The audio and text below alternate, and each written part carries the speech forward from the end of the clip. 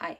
Different video, same messy as fuck room, and my quest to get things ready to move to another continent. Again, I don't know when these videos will be coming out, but it will certainly be once I'm back in Canada. Bear with me as I tie shoes together to put them in a donation bin.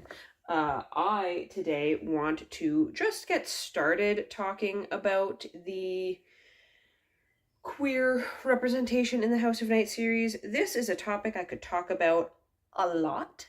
I could talk about this in great detail for many hours from a variety of perspectives. I, in fact, have charts I could reference that will probably be at some point. Again, I don't know. There's a whole lot of factors into when I will be able to, my door just closed because of the wind. There are a whole lot of factors involved in determining when I will be able to do a bonus video involving graphics and charts and stuff on the screen. But at some point, I do want to do a Patreon bonus video for that. What I'm going to talk about for now is I want to talk about queer representation in the House of Night series and just go by like each character. And specifically, I'll probably only talk about characters that actually appear on page. I don't know how broadly I will do that because there's some characters that technically they do appear, but they appear for a grand total of 4 words. And so I don't know if I'm really going to talk about them, but we will see. If I do talk about them, it will be brief, probably. Is that like tied together? Good enough. We will start with the first queer character, Damien Maslin. Damien is one of the core friends in Zoe's friend group.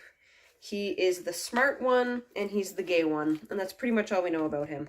We'll get to that. The intention of Damien's character is pretty simple, I think. The intent is just to have a diverse group of friends that shows how open-minded and accepting Zoe and by extension the authors are. Well, the author, this book. If I haven't ranted about that before, this book is credited as being co-authored. It is not co-authored. Kristen Cass served as a teen voice editor in the initial run of the series, and then later as just a frontline editor, whatever that means. She did not at any point ever do any co-authoring of any book anywhere in the entire House of Night series. So bear that in mind. I will probably mostly just refer to this as a book that has a author. Occasionally just I might say authors, just because that's typically how the series is talked about, but I strive to only refer to PC Cast as the author, because she is the only actual author of this series. Anyway, but yeah, Damien is just there to show the, like, open-mindedness and inclusion and diversity. That's kind of his role. He's just there to be the gay one. I'm losing to a shoe, okay? I'm losing to a shoe. I think it is worth noting that this is one of those things where the series being published in 2007, I can look at the bare bones of the concept of Damien's character and be like, yeah, a kind of like stereotypical gay guy. He doesn't get a lot of he doesn't get much development. He's just kind of there to be the gay guy. That's not the worst thing. Again, this was published in, the first part of the series was published in 2007. Like, that's the first 2 books came out in 2007. So I can't be too mad at that, because that's like, that was a time where having a gay character at all was pretty notable. So on that level, like, yeah, I get it. Here's the issue. Let's talk about the actual execution, okay? First of all, Damien exists in the series beyond 2007. As I've said previously, I think I talked about this in the intro, maybe also the overview. This series the original series ran from 2007 to 2014. So the landscape of queer representation in 2014 versus 2007 was quite different. And the Otherworld series ran from 2017 to 2020. The landscape of queer representation between 2007 and 2020, very different. So tell me why Damien's character does not really get any further depth or complexity. Like, some of the language around how his character is presented or discussed by other characters changes, but the actual character remains pretty much the same. If you read the first House of Night book, if you read Marked, and then you read Found, other than like new characters being introduced and new plot elements and stuff like that, if you were just focusing on Damien, he'd be the same guy. Like, it's the same character. And not even just he doesn't get development, but like the way his queerness is represented is kind of the same. He's just there to be gay and smart. That's his character. It goes a step further though, because he isn't just gay, and he, like, I'd be fine if he was just kind of a shallow gay character. I mean, not fine, but I would get it. He's gay to the extent that, like, everything about his character comes back to him being gay. So, like, his relationship with his parents is defined by the fact that he's gay. His hobbies and interests are defined by the fact that he's gay. His elemental affinity is defined by the fact that he's gay. His manner of speech is defined by the fact that he's gay. His favorite shows and movies are defined by the fact that he's gay. His fears and goals are defined by the fact that he's gay. Everything about this character comes back around to the fact that he's gay. And again, in 2007, I'm like, yeah, that's kind of the landscape of queer representation. I kind of get it. It's not good, but it's also not the worst thing in the world. But in 2020, the fact that I still cannot tell you anything about Damien's character is troubling. Particularly because in the first book of the Otherworld series, they did try to give Damien his own kind of like little subplot character arc thing. And I'm gonna explain the entirety of that subplot. Damien, it is revealed, has had depression the entire time. He had high masking depression. Nobody knew he was depressed. It just wasn't a thing that anyone ever clocked. Damien in Loved, which is again the first book in the Otherworld spin-off, is really struggling with his depression because of the death of his boyfriend Jack in the original series, and it's just something he's never been able to get over. Bear in mind, he and Jack dated for maybe a month, and it's about a year later, so we'll just be mindful of that. So he had a boyfriend, was happy with that boyfriend, but things just didn't feel right, and he broke up with that boyfriend, and still nobody has noticed how depressed he is. He gets to the House of Night, nobody's noticed, like, how unhappy he is, really, except Grandma Redbird does, because Grandma Redbird has Cherokee magic. That's another video in and of itself, and so Grandma Redbird just knows people. And so Grandma Redbird talks to Damien about his grief, leads him through a Cherokee healing ritual. We'll get to that in another video. And Damien feels better, but it's like, how do I even describe this? Part of what they talk about is the idea of soulmates, because I guess another important context point is that Jack is back in the Otherworld, but he's a Jack from another dimension, and he, in that dimension, is a feral red vampire who turns people into zombies and just wants to eat flesh. And Damien's like, I don't know what to do because he looks like my Jack, but he's not my Jack. And Grandma Redbird goes on this whole spiel about how Damien would love Jack in any form because Jack is his soulmate. And I'll get into that right now. Why not? I don't need to bounce around. This includes talking about how if Jack were a woman born to a homophobic family, Damien would still love Jack.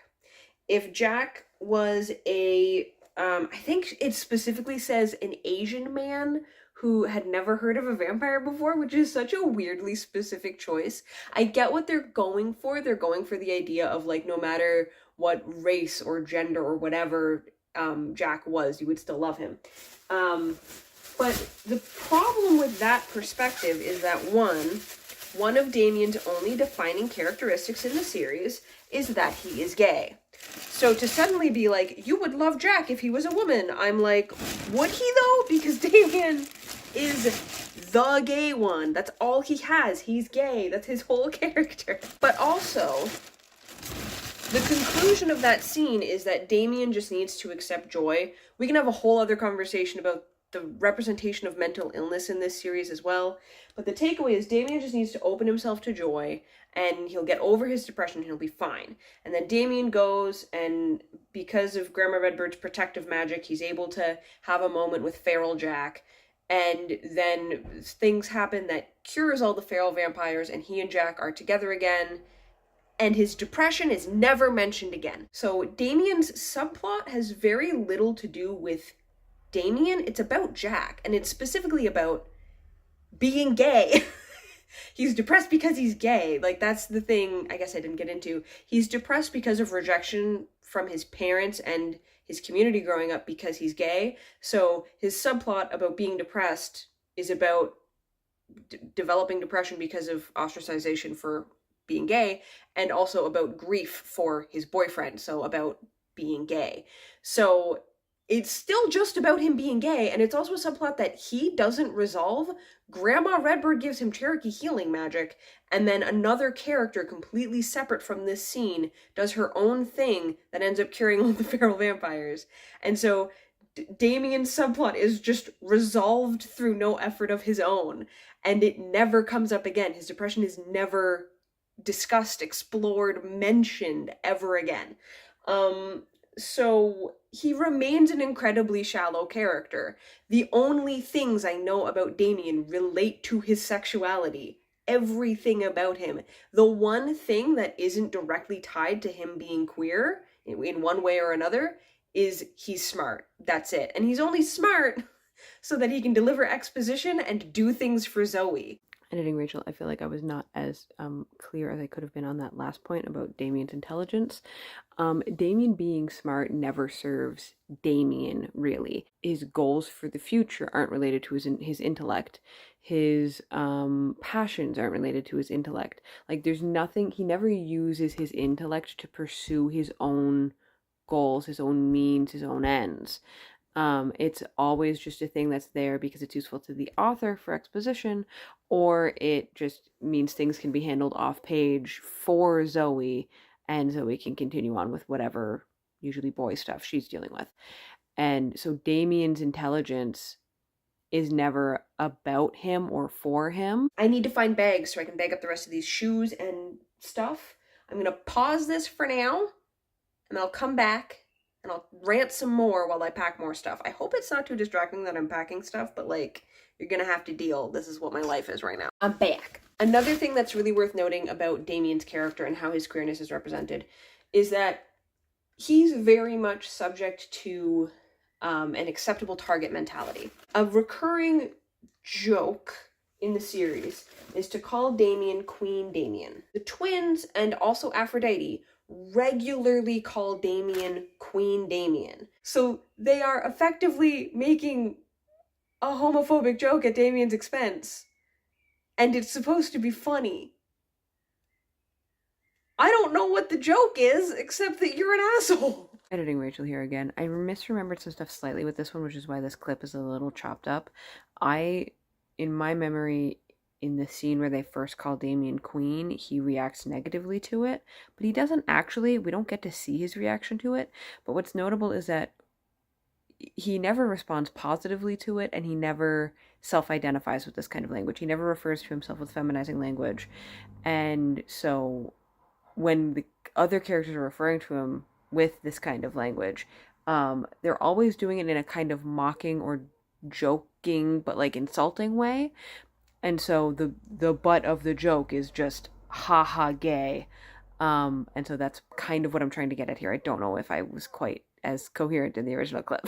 So that's a thing that's notable. And it's not just calling him Queen Damien. He also gets called like Miss Damien and like Miss Congeniality and like lots of feminizing language towards him, even though Damien himself does not identify with that kind of feminizing language. He's a queer stereotype who's only, specifically a gay man stereotype, whose only character trait is that he is gay. Everything we know about him is traced back to the fact that he's gay. And then he's also a punchline for being gay. There's also a recurring thing in the series. This isn't exclusive to Damien, but it's arguably at its most egregious and like,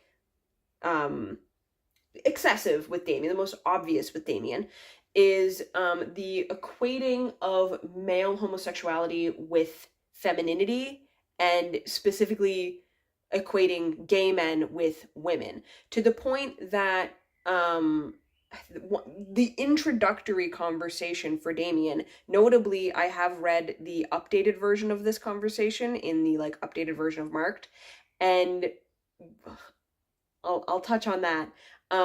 Basically, Zoe's introduced to Damien. Stevie Ray is like introducing them, and Stevie Ray's like, he's the token guy of our group, but he's gay, so he doesn't really count. Which is okay. And then Damien follows that up by saying, I think I should count for 2 guys because I can give you the male perspective, but I don't want to touch your boobs. Which doesn't super make sense, but sure. That's the joke they wanted to go with. In the updated version of the text, which was released in like 2021, so like 2021 or 2022, I can't remember which, but like pretty recent, that conversation still happens, but after Stevie Ray says, I don't think he should count as a guy, Damien makes some kind of comment about that being like a little bit offensive, and Stevie Ray's like, oh my gosh, I'm so sorry. But then Damien still says that, like, it's okay, I count as 2 guys. And I'm like, why didn't you just edit the fucking joke out? Even now, right, the things that people could say is like, oh, it's just because like the series is old, like it just didn't age well, but it's not actually that big of a deal. That's just a reflection of the time. Even in the updated version of the book, that's still there. One of the probably most just absurd examples of feminizing gay men is Damien's affinity. When I say that Damien has a gay affinity, what I mean is affinities in the House of Night world are gendered. That's its own thing to unpack, but the feminine affinities are like intuitive affinities or elemental affinities. Those are also feminine. And then masculine or male affinities are all about like being physically powerful. So it usually relates to like weapon skills or speed or strength or stuff like that. So when Damien is revealed to have an air affinity, that's seen as him having a female affinity, and therefore that's Nyx saying she accepts that he's gay. Which, what do you mean? That's not how being gay works. Certainly, there are conversations to be had about the idea of gender and sexuality can influence each other and impact each other, but they're not like, there's no direct, immediate relationship. This is hard to explain.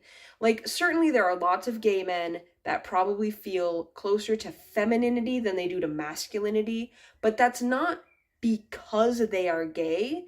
Like, that's involved, but there's also straight men who are more feminine or asexual men who are more feminine. And so to present this as a like one-to-one relationship where because he's gay, he's feminine, and therefore to show acceptance of his homosexuality, Nyx must give him a feminine affinity, that's like weird and like kind of fucked up. Particularly because like it's not like there's any other instance, really, of male characters being given feminine affinities or female characters being given masculine affinities. I can't think of any female characters that have affinities for, like, weaponry. And so it's not like it only happens to the gay character. So it's not like there is actually some immutability, and it is just based on your own personal relationship with femininity and masculinity. Because like that could be an interesting thing to explore, the idea of a feminine versus a masculine power, because being feminine does not mean being female and being masculine does not mean being male. But like that's not what's happening. It's literally only ever addressed as showing Nyx accepts that Damien's gay. She gives him a female affinity. To say nothing of what the implications this has for trans or non-binary vampires. None of them exist in the series, so we never find out, but it would be very interesting if a male vampire or ostensibly male vampire was outed as a trans woman because she was given an affinity for, like, I don't know, talking to cats or something. Anyway, I'm gonna go check for more clothes real quick. Oops. I should have gone through this stuff sooner. And I've gone through his clothing before. I think I got sentimental about things and wanted to have more keepsakes than is reasonable. I have narrowed it down. So there's just a handful of cute little items that I'm gonna keep, and the rest is gonna go because I don't need this much stuff. So I think the next thing to really talk about is because I've kind of given the overview of Damien's character. Again, I could give so many examples with this character, but those are like the core issues. And so the impact of that, I think, is that, and this is going to be a similar impact with all of the characters, presenting male homosexuality as inherently feminine and as being equivalent to being a woman is harmful to everyone. It is harmful to gay men who are not feminine because it makes them feel even more out of step and ostracized because they feel like they don't belong to the straight community. They also feel like they don't belong to the gay community. It is harmful to effeminate straight men because they are already going to be receiving judgment and flack and just poor treatment for the fact that they are a man who's effeminate. And so if you directly correlate that with queerness, which is also stigmatized, then that's another layer of, you know, harm done to them. Not that queerness should be stigmatized, but like because those things are connected, he's not only being stigmatized for being a feminine man, but specifically because of the association with male femininity and homosexuality and the stigmatization of homosexuality on top of the stigmatization of femininity. And it also, I think on some level, is like kind of unkind to like gender nonconformity in general. The idea that there has to be any kind of like strict or consistent or predictable relationship between gender and or sexuality and your expression, your femininity, your masculinity is harmful. Because lots of people don't fit into that. I personally don't think I super fit into that. I'm not particularly feminine or masculine. I have feminine things I like, I have masculine things I like. I'm more lean androgynous, I think, in a lot of expressions. And like, again, this is about, in this particular book, is about how men are represented, but I think it is interesting that like there isn't really any framework in this series for the idea of just a guy who happens to be feminine or a guy who happens to be kind of androgynous and isn't queer, or is queer in terms of androgyny. I think that's one of the things that's funny with Damien is they talk about like, it's referenced in the series that, oh, he's not one of those like super girly, fluttery gays. And yet everything about his character is about how he's feminine because he's gay. Again, part of that is the 2007-ness of, and like early 2000s of the original series, but like that persists in the next series to an extent. There's just generally a broad problem of associating gender and sexuality with a specific type of expression, and I think that is something we should move away from. I also think that obviously treating gay people as a butt of a joke is harmful. It makes people think that it's okay to treat gay people as a butt of a joke. And where series is specifically marketed at teenagers who are already treating gay people as the butt of the joke, it just reinforces that behavior because no one ever sees consequences for that. And like, that's another thing I should have talked about. Damien is also used as a barometer by Zoe. And by that, I mean, when Zoe meets a new person, this is particularly the case in the first like 4 books, when Zoe meets a new person, she outs Damien to them. She will go, this is my friend Damien, he's gay. And she outs him specifically with the intent of figuring out if this new person is homophobic. She exposes her very good friend Damien to possible homophobic attacks so that she can figure out if she wants to be friends with this new person. No one ever calls her on this. This is seen as a reasonable thing to do. And in fact, I think we're supposed to think Zoe is a good person because she's trying to screen people for possible homophobia. And while sure, it is good to try and make sure that the people you are about to hang out with aren't bigots, maybe don't throw your actual queer friend under the bus to do so. And that, again, it contributes to a similar issue of like, people think that you can just tote around your friends or acquaintances' queerness or otherwise minority status as a symbol both of your own open-mindedness and goodness, and also as a means of determining if other people are safe to be friends with. Which is, like, don't do that. I am not a canary. Please don't put me in your coal mine. And then the other thing is just like the general tokenism of Damien. Again, that's very indicative of the time period, but it contributes to this like monolithic perspective of queer people, specifically in this case gay men, that, oh, well, they're all just like whatever, you know, they all like fashion, they all like arts and crafts, they all like musicals, they all are very feminine, they all hate sports. Like, that's the presentation. And particularly because it's not just that Damien happens to be gay and happens to like these things are specifically associated to him being gay, like explicitly in text. That is an acknowledged relationship. So again, that's not how reality works, and therefore it leads to stereotyping and narrow understandings of queer people. In terms of what a do-over of this would look like, just cut out the homophobic jokes and or have people face consequences for them. Let Damien have traits and hobbies that don't have anything to do with him being queer. And let him have, I don't know, a character arc. Like I would have loved if like the idea of Damien having an affinity for air is really fun and interesting. It would have been nice if it wasn't attached to gender. And it also would have been interesting if it was combined with, there's one other thing that they could have explored that's barely mentioned in the series. And like when it is mentioned, they still kind of sort of make a way to associate it with his gayness. But Damien is in fencing class. There's a big point made in the first book when we're introduced to fencing, that fencing is a sport that even girls can excel at. Fucking bullshit. Anyone can be good at sports, it's not about gender. But this, Empower the Women series makes a point of saying that even girls can be good at fencing. And Damien is in fencing, and he's really good at fencing. And he makes a sassy comment about how, oh, it gives me a great ass, or something like that. But it would have been really interesting to see fencing be a bigger part of Damien's character, and especially if there was a relationship built between his fencing skills and his elemental affinity. And like, it just would have been nice to see Damien play a bigger role than the gay friend who exposits information sometimes. Like, let him have goals, let him have motivations, let him have fears. But he really doesn't.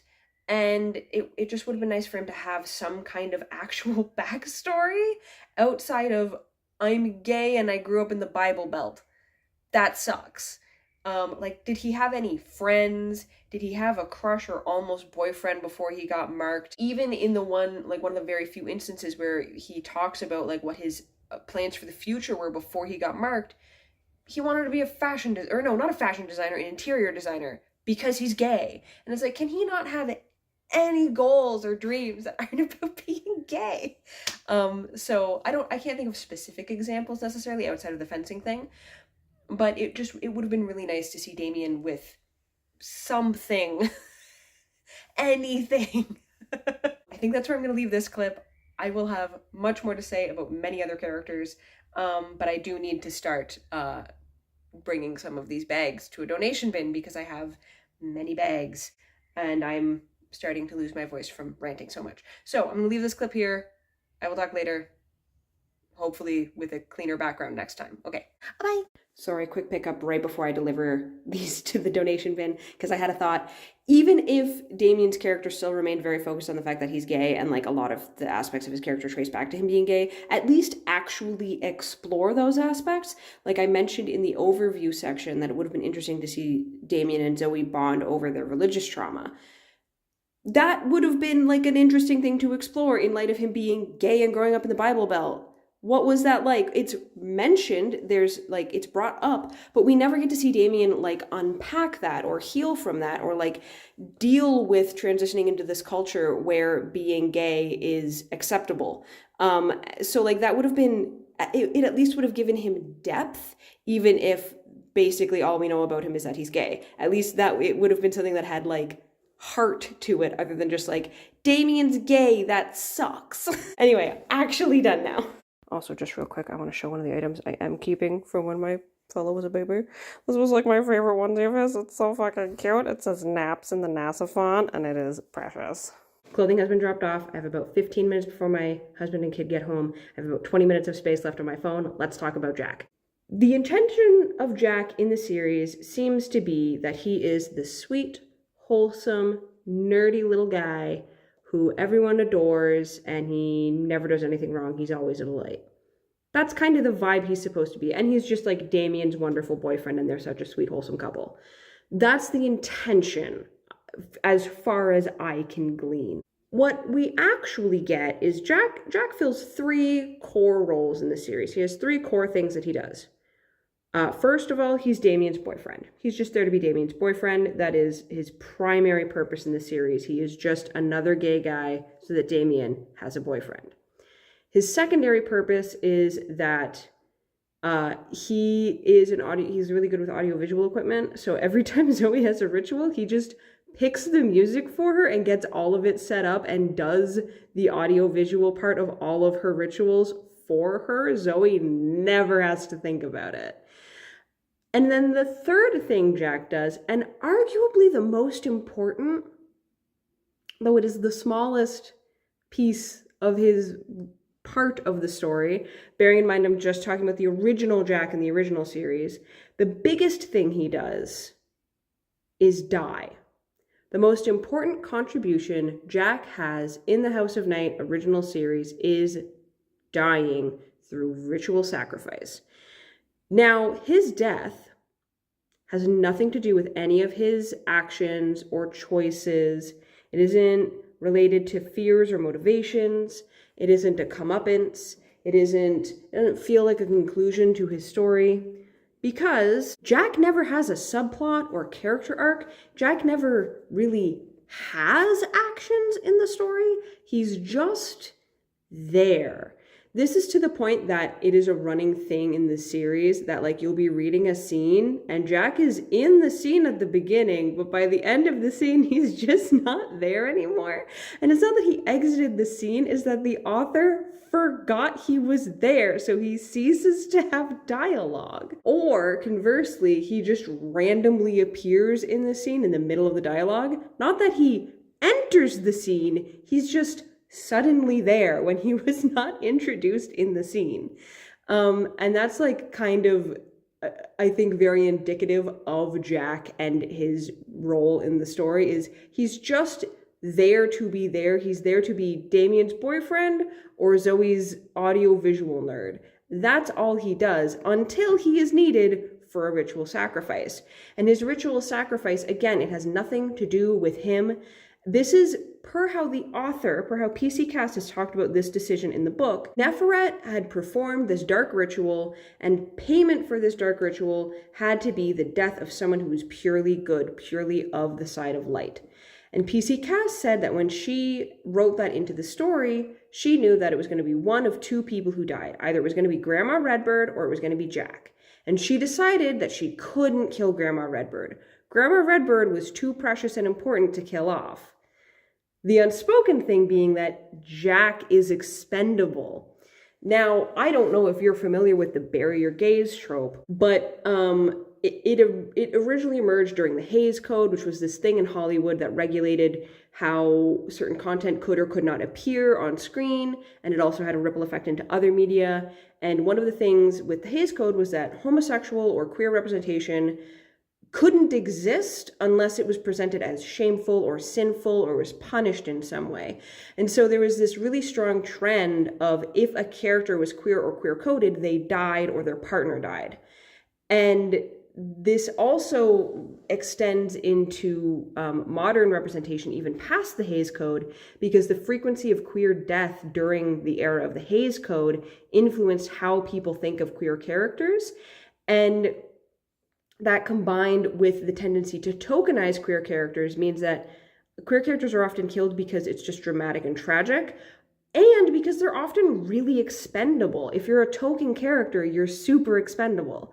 And so this death 100% falls into the category of expendability of queer characters. We only have 2 queer characters in the entire series at this point, right? Jack dies in book 8. He dies in Awakened. 8 of 12 books, there are only 2 characters established as queer up to that point. So Jack dies in Awakened. He's one of only 2 queer characters. He's one of only 2 queer characters, which means that at that point in the series, there's a 50% death toll for queer characters. And Jack's death is completely random as far as the characters are concerned. It has nothing to do with, again, his actions, his choices, his story. It's about the author needed someone she could kill.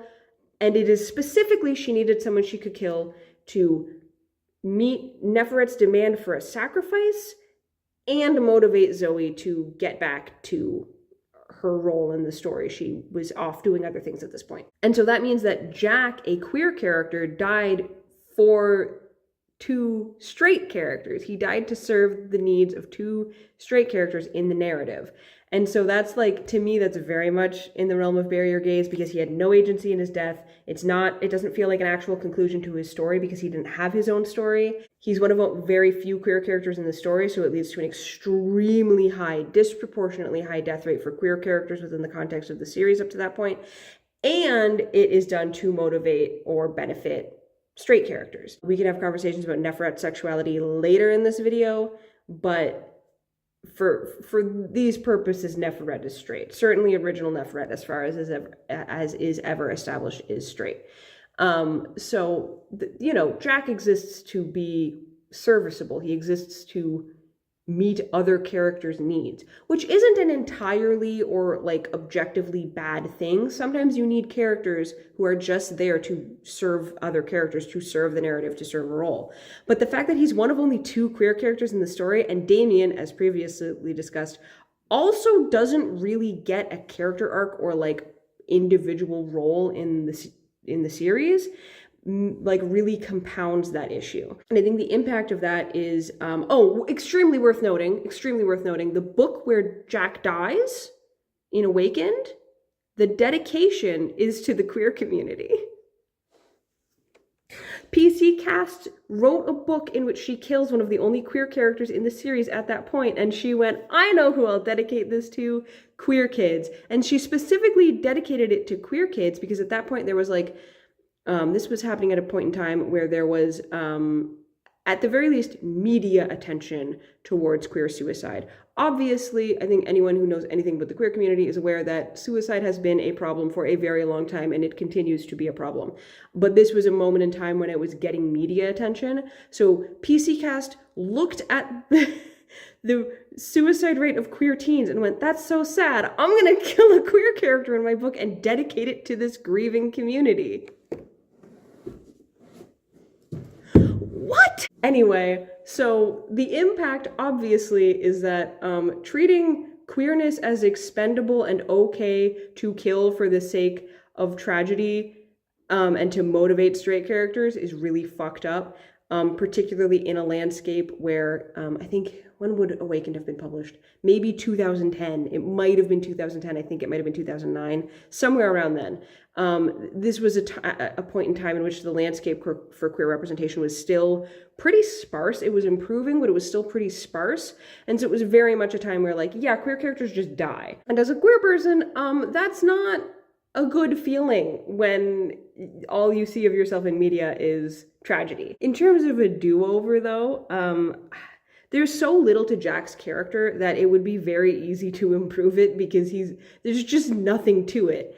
I didn't really talk about this, but when he's on page, he just exists to be Damien's boyfriend, as I said. But part of how that's shown is that, like, when he's introduced, characters immediately clock him as gay because he named himself Jack Twist after a character from Brokeback Mountain. So essentially, he named himself Gay McGay so that everyone know he's gay. And also the characters just by appearance clocked him as gay because they're like, oh, well, if you look a certain way, that means you're gay, which, no. But then he also exists just to be, like, extremely effeminate and delicate and, like, weirdly childish. Like, Jack behaves in a very childlike manner, and I think it's to try and present this image of queerness as wholesome and innocent, which is not a bad thing necessarily, but it's a weird way to go about it. And so Jack's representation also emphasizes the stuff that was happening with Damien, where it's associating male homosexuality with femininity, with being a woman. So, like, it's just more of the same. In terms of a do-over, though, one thing with Jack is that it's mentioned when he's introduced and it never comes up again. Jack is a poet. Jack was supposed to be a poet and a writer, and he never at any point in the series writes a poem or demonstrates skill with analyzing and understanding poetry. Damien is the one who demonstrates skill with analyzing and understanding poetry. And it's like, just let Jack have a thing. Let him have a thing that is his own. Also, I touched on this in the video on affinities.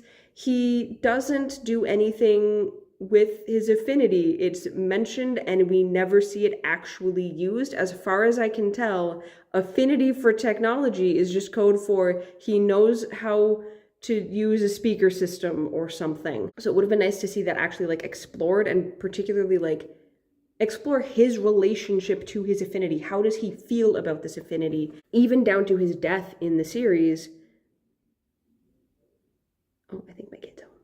Yeah, my kid's home. Okay, bear with me. It's several hours later. I'm back to the stairs. There's no laundry going, but I want to finish this thought. Because if I don't do it now, I might just forget to finish this section of the video. So I want to make sure I actually finish out my thoughts on Jack. Even Jack's death, that is something that could have been done better. Obviously, ideally, maybe don't kill off one of your only queer characters up to that point in the series, because the next queer character isn't introduced as queer until, I think, book 11 of 12. There's other characters that are queer, but I don't think there's any other characters that are established as queer until the 11th book. But even his death, like, even if he'd responded to his death differently, because the way it actually plays out in the book, Neferet shows up, evil monologues at him, uses magic to freeze him in place, makes it so he falls at a preordained time onto a sword, and then he dies. And then for reasons, then Neferet has an alibi and blah, blah, blah, blah, blah. She can't be blamed for his death. But when this happens, Jack realizes what has happened, knows that he is about to die, has time to process the fact that he's about to die. And what he chooses to do with that time is he had been rehearsing for a performance of Defying Gravity, specifically the Glee cover, a cover of the Glee cover, sure. And so what he chooses to do with his time is just keep singing Defying Gravity, because obviously from a craft perspective, the author thinks that it's very deep and emotional that he's singing about defying gravity before he falls to his death. But the thing is that means he can talk, he has a voice. He doesn't call for help. He doesn't try and scream about what has happened in the hopes that someone hears and knows how he died. He doesn't try and use his affinity in some way to help himself. He doesn't do anything. He just accepts that he's going to die and is fine with it. To the point that we get a blip of a scene of him being welcomed by Nyx after he dies. And it's like, and all he knew was joy. And I'm like, here's the thing though, as a queer person, in an environment, like in a media atmosphere, in a real world atmosphere where queer people die too much, too many queer people die too young. The thing I don't want is a queer character to just be like, oh, guess I'm dying, but it's okay. Now all I know is joy. What I want to see is a queer character who fucking fights for their life. I want a queer character who wants to live, who finds joy in living, not joy in being dead. And so, like, that's something that could have been handled a lot better, is even if it is determined that it is completely inevitable, Jack absolutely 100% has to die. He's the only one who can die, and he has to die this way. At least let him have enough agency to respond and attempt to defy his death, even if he's unsuccessful. But we don't even get that much. And like, it's also a thing of like, it just would have hit better if Jack had done something that resulted in him being targeted by Neferet. Like, if he had done something in Tempted when they were speaking before the High Council about Neferet not being Nyx incarnate, if Jack had done something, said something, revealed something, I would understand Neferet then targeting him, and it would feel a little bit more like an earned or like consequent death that is related to Jack himself and not just, well, someone had to die. Generally letting Jack have an existence and a personality outside of being Damien's boyfriend would have been nice. But again, even Damien didn't really have a personality outside of just being the gay friend, so maybe that's too much to ask.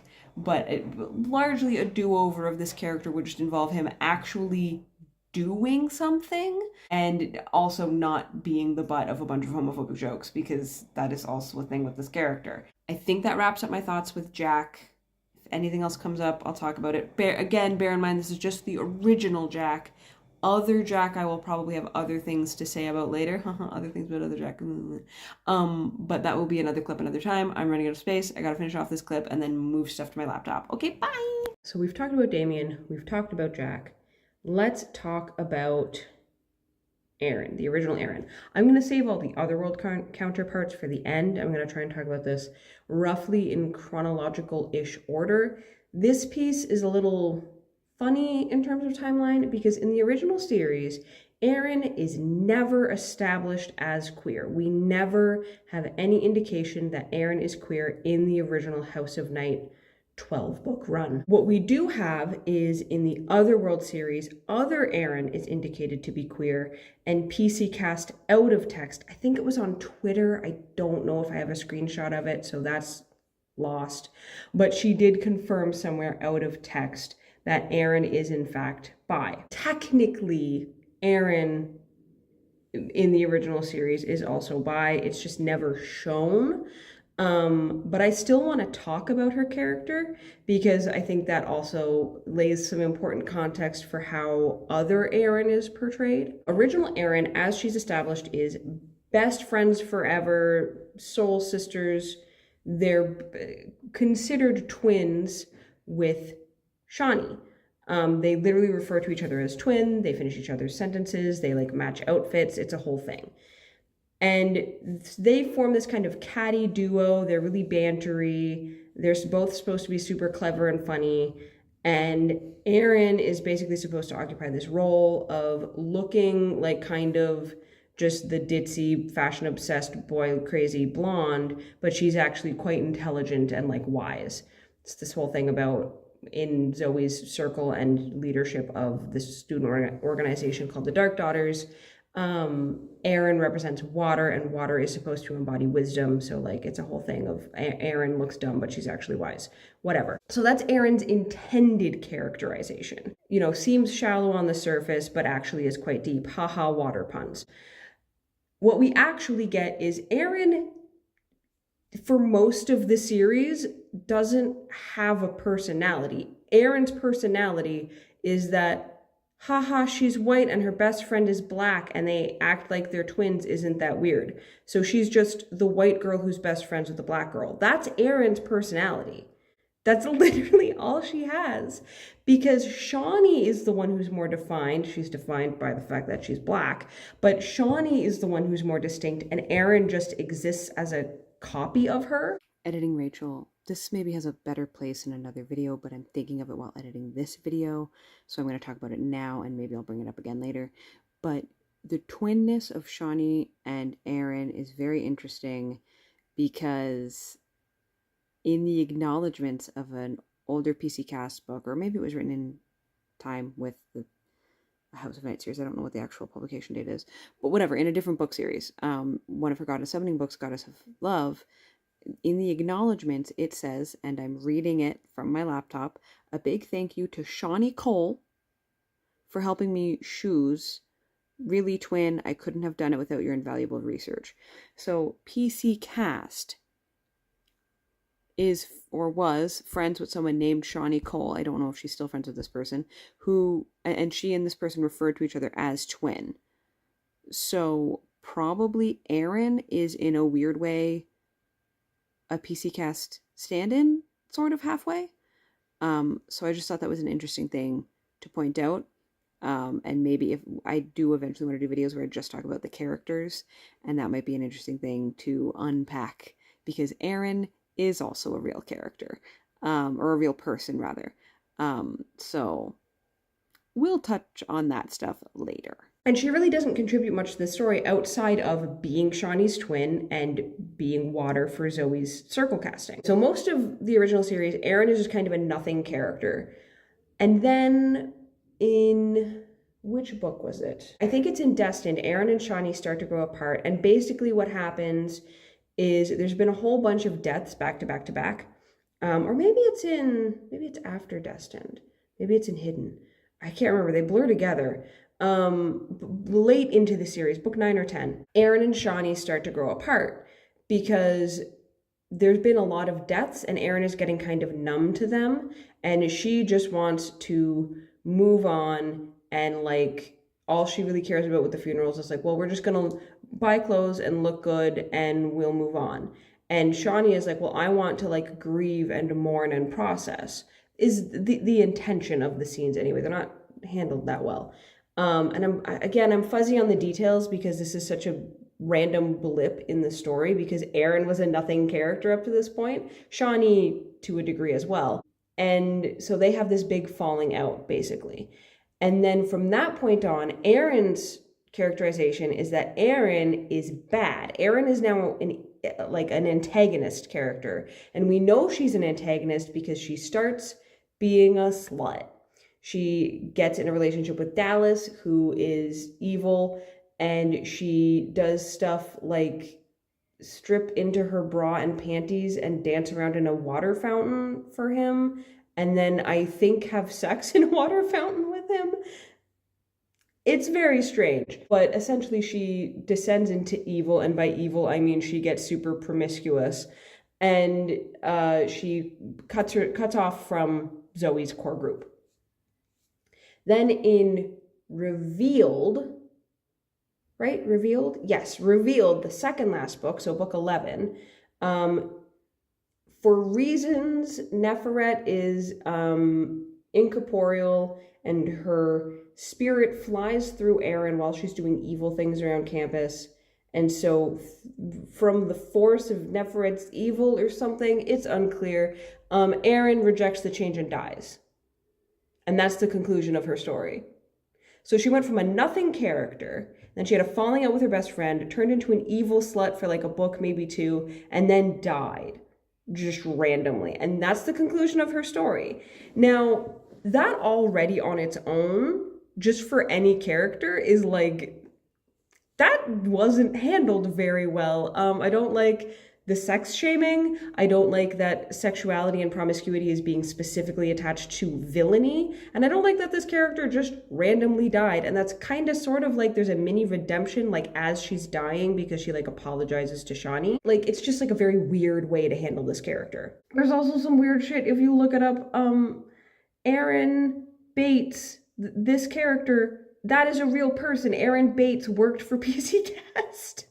So Aaron Bates tried to sue PC Cast. It did not go through, but I understand reading these books why, if you were written into this story and then that is what your character's trajectory ended up being, I can understand maybe taking offense. Sidebar, would anyone be interested if I did a video unpacking all of the instances I can find of real life people being inserted into these books? Some of them are really obvious, some of them are kind of subtle and underhanded, and I want to talk about them a little bit maybe.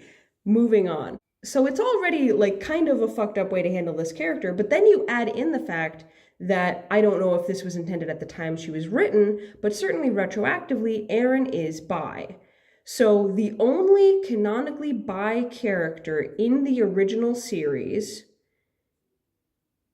was a nothing character who was just attached to another woman, and her only purpose was to gossip about boys and finish her best friend's sentences. And then she's split off from that best friend in a falling out because she's heartless and shallow. And then she turns into an evil slut. And then she dies. And that's our portrayal of a bi character. I gotta finish because I think my kid's home. I got cut off yesterday by my son and husband returning from a walk and have not had a chance to record until now, more than 24 hours later. So hopefully I can remember everything I wanted to say. I think all I had left was to kind of talk about what a do-over of Aaron's character would look like, particularly in terms of queer representation. First of all, it would have been nice if she was established as queer in the original series, even just hinted at. It's really not there. There's some inappropriate comments from people like, I think it was Stark and Dallas, who made comments about like, oh, I want to be in the middle of a twin sandwich, referring to Shawnee and Aaron and basically saying they want to have a threesome with these two best friends. But that's as close as we get to any indication of Aaron ever being conceived of as being with another woman in some sort of sexual context. And it's not about her being with another woman, it's about a man wanting to be with two women at once. But it would have been nice if there was like just something with this character in terms of actually being queer on page. I also wish, just generally with this character, that there was something more done with her. Like, I mean, for one, let her, like, it's fine if she's gonna have a turn towards, you know, antagonism and getting around with bad people and being a bad person, but like, could we do it without it being attached to promiscuity and who she's sleeping with? That's its own conversation as well, just in terms of how the series handles you know, sex shaming and representation of women. But in this specific context, like, knowing that Erin is retroactively made bi is like, oh, the bi woman is the one who turned into an evil slut. Gotcha. Sick. I would have liked for that to not be the case. And just in general, for Erin to have like any kind of actual arc or personality or character development, because I do think the idea of this character who's constantly underestimated because everyone assumes she's just the, you know, stereotypical blonde, boy crazy, fashion obsessed ditz, but in fact she's actually really smart, and she just like never feels like she can express that or explore that, or she gets pigeonholed. Like, that would have been interesting to explore, but we just don't get that. And I don't know. There's a lot of missed opportunities with these characters, to be clear. But it would have been nice to have like an actual personality with this character. It's hard to really talk about like what I wish had been done with this character in terms of queer representation, because she wasn't written as queer on the original series, so it's hard to talk about it in that context. But yeah, just like bare minimum, actually give some indication that she's queer and let her have some kind of actual distinct personality, and even a hint of a character arc would have been preferred. I think that's all I have to say about Erin. I will have much more to say about other Erin when we get to that. There is... She only appears in like 2 scenes, but holy fuck, do we have a lot to talk about. Okay, I think this is workable. I'm kind of backlit, so let me adjust that a little. Is that better? Yeah, that's better. Now I'm kind of blown out, but I think this is just gonna have to be what it is. I'm here to talk some more about, hold on, I'm half off frame. Is that better? I'm here to talk some more about the House of Night series while I clean up toys. I am going to be talking about, for this one I decided to talk about 2 characters at once, because they are both characters who are kind of barely there in terms of their existence, and I just feel like it's hard to talk about either of these characters without talking about the other one. And so that is, for those who don't know, some of you may have already guessed if you're familiar with the series, but it is Shaylin and Nicole. Nicole is introduced first, and then a few books later, Shaylin is introduced. And Nicole starts out as an antagonist, specifically an antagonist towards Stevie Ray. And Shaylin is introduced. I could have a whole video about Shaylin. She is blind when she's introduced, but being marked cures her. Because we have a cure narrative in this series, of fucking course we do. Again, that's its own video. Nicole starts out as an antagonist, specifically towards Stevie Ray. She wants to take down Stevie Ray. I can't super specifically remember exactly why she wants to do these things. I think she's just told to by Neferet, and so she's doing them. Doesn't get a whole lot of development or exploration as an antagonist. Has an interesting ability that could have been explored and like used for very like nefarious things, but it just isn't. It, in fact, I think it's used once and never again. But Nicole starts out, she's like her own like kind of leader position, and she has like 2 underlings, Star and Curtis. But then like 2 books later, she's now just Dallas's girlfriend, and like she's not in charge of anything. She isn't really doing anything except just being an evil slut, because that's what this series does. And then a couple books after that, she has a redemption arc, and by redemption arc, I mean she just kind of sort of stops being a bad person and becomes a good person now. And she had so little character to begin with that there's nothing to really explore in terms of her changing sides and her redemption, because she had no motive for being evil, so she has no motive for being good. And then she becomes I can't even really talk about the intention of these characters because there's so little to them. Certainly in Nicole's case. But she then becomes, shortly after joining the good guys, she becomes Shaylin's girlfriend. We're going to talk about that transition into a queer couple in a minute. And then in Shaylin's case, Shaylin gets marked. She's blind when she's marked. Her blindness is cured and she's marked red. There's some commentary about why that is. But she has very early on from when she's marked, she's revealed to have two affinities. I think it takes a book before her second affinity is revealed, but her first affinity is true sight, which is basically the ability to see people's auras and read their, like, you know, who are they at their core. Her second affinity is an affinity for water because she's the person who comes in to replace Aaron when Aaron goes bad. And she just kind of shows up and has her true sight thing going on, and it's supposed to fill a role of like a prophetess kind of thing. There isn't a whole lot to her character as an individual outside of just her role as a prophetess. And she kind of initially has a thing with Eric where there's some flirtation back and forth with them, but then she ends up with Nicole. That's in the original series. In the Otherworld series, they appear for like one book, and then otherwise you're just kind of in the background. They don't really appear on page much. I don't have a lot I can say in terms of what the intention with these characters was, because like with Nicole, I don't know what the intention with Nicole's character was because there's never been anything consistent with Nicole's character. I don't know who Nicole is supposed to be. Initially she was supposed to be this kind of bitchy but also badass antagonistic character, but then she was just Dallas's shallow evil slut girlfriend. And then she became the misunderstood girl who's trying to do better and regrets getting in with the wrong crowd. And then she's just not present anymore. She's just the girlfriend. So it's hard to really say what the intention with Nicole's character was. Shaylin is supposed to be this sort of wise beyond her years because she was disabled.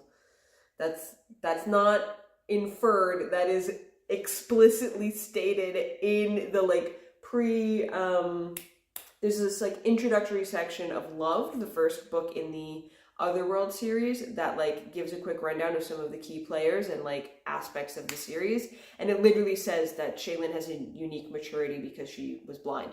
So she's supposed to be that, and she's also supposed to kind of like have this learning curve when it comes to navigating her affinity. Because true sight is this really powerful affinity. It's supposed to be really powerful because you can just see to the core of who someone is.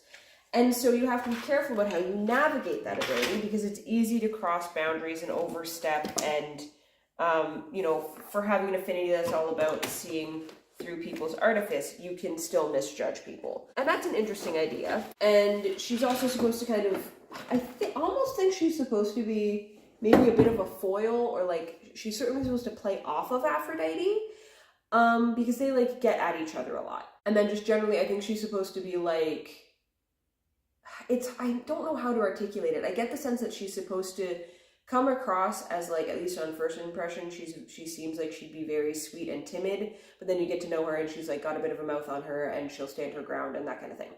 I'm going to reposition this and do other stuff. Editing me in the future is like, Rachel, why didn't you just stop recording and then start a new clip? Because I don't want to. I feel like standing while I record, so this is the angle you're getting. Now, the intentions in terms of their queerness, I think... Obviously, I cannot for sure know the author's intentions when writing a book. I'm not the author. I'm not PC Cast. I've never spoken to PC Cast. I don't have insight into PC Cast psyche. However, I can infer things based on what I've read in the text and what I've read in PC Cast's works more broadly. And it seems like the best I can guess is that we're on book 11 of 12 by the time Shaylin and Nicole are confirmed to be queer. They are the first confirmed queer women in the series. I believe there might be some in the novellas as background characters, but as far as is established in text in the main series, I don't recall there being any other queer women within the main series, the core text of the main original series. So I think on some level it was just an attempt to make the series more queer and have more queer rep, and possibly an answer to, I'm pretty sure there have been criticisms, not just now, but at the time the series was being published, of the lack of representation of queer women. We really only saw queer men and had conversations about queer men. There was very little in the way of, lesbians or bi women. And so I think maybe it was an answer to that. And I think, yeah, that's really all we have to go off of, because Shaylin and Nicole get together around, I think it's the 90% mark of the 11th book of a 12-book series. So there's very little to say about them in terms of their representation in the original series. And then in the spin-off series, they're, again, really only on page for one book. And even in the original series, jumping back again, book 12, Nicole just isn't there. Nicole just basically doesn't show up. I think she has dialogue in 2 scenes. That's it. And it's not like a ton of dialogue. So we don't really see them being like a couple. There's no development or exploration of them as a couple. So it's hard to say what the intention there is. And then in the Otherworld series, as I kind of started saying and then immediately jumped away, they're just not really that present. And as far as I can tell, they're just gay to be gay, which is fine. And ostensibly the idea of having a variety of queer representation and having multiple queer characters throughout the text is a good thing. Now, in terms of what we actually get, though, again, very little happens with these characters. I do also want to talk, bear in mind, I'm a bi woman talking about this. I am bisexual. Either one of these women, preferably both of these women, could have been established as bi. Because Nicole was in a relationship with Dallas, and Shaylin had a thing with Eric. There was a little back and forth flirtation there. There was even like moments in her narration where she thought about like how he was almost becoming a good guy and like the kind of guy she could like. But then pivot and she and Nicole are suddenly together. Now, when Shaylin and Nicole get together, it is the first on-page conversation these 2 characters ever have. They had been in scenes together where a bunch of people are talking to each other and they both have dialogue within that conversation, but this was the first time that they ever had a direct to each other conversation. Certainly the first time they ever had a one-on-one conversation. Within, I think, maybe 2 pages of that conversation, they're kissing. And they're just an endgame couple from that point on. That's as much development as they get as a couple, is like 2 pages of dialogue. So that's the quality of the, introduction of queer women into the series. But also, per the way the characters in text talk about their sexuality, and in terms of how the author has referred to their sexualities out of text, I can't remember if it was a comment on Facebook or if it was a question on Goodreads, but someone had asked something about if Shaylin and Eric would have ever gotten together, or like if Eric had gotten his act together, would Shaylin have gone for him, blah, blah, blah, blah, blah. And the author's response was, well, Shaylin is gay. So Shaylin's not bi, Shaylin is gay. And then in the Otherworld series, I believe Nicole says if she ever switches teams, she'll go for Eric. And it's like a joke about how he's a hot movie star now. But here's the thing, if you're bi, you don't switch teams. There's no teams to switch, you're bi. So that means that Nicole is also a lesbian. So even though like Nicole very, very clearly was in a relationship with Dallas. So that's just like an interesting choice. And like I want to highlight, like, yes, this is a thing that happens. Women turn out to be lesbians after they've had relationships with men. And like, that's totally valid. That is absolutely a thing. But I think it is interesting in the case of this particular series that neither of them are bi. They're both lesbians. And there's no like conversation about it. There's no exploration. Like, it's just like, oh, no, they're lesbians actually. And that's as much as we ever discuss it. I also need to talk about how their queerness is portrayed. So first, let's back up really quick. We're going to talk about something that doesn't pertain to any actual distinct character, but is an aspect of how queerness is presented in the House of Night series. In the first book, in Marked, after Zoe meets after Zoe meets Damien for the first time, she and Stevie Ray a little bit later are having a conversation just with each other about Damien. And this is where Stevie Ray talks about Damien's roommate being homophobic and how Damien, you know, doesn't have a roommate anymore. He rooms by himself. And Zoe is asking about, like, well, are there no other gay kids at the school? Stevie Ray says all the other gay men are too squishy and girly for him, which is... that's... okay. But not too gay. And then there's an offhand comment about how all the queer girls at the school, like there's a couple lesbians, but they're all like super into the occult aspect of Nixism and they're very insular, which is its own stereotype. And then there's a comment made about how there's also girls that when they get drunk, they make out with other girls for guys' attention. And they talk about how that's so gross and they like slut shame it.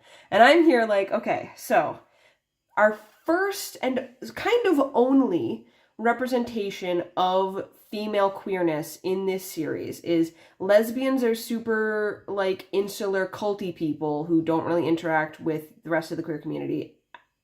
In other words, they don't interact with Damien. And women who would kiss women but also would have sex with men are gross sluts.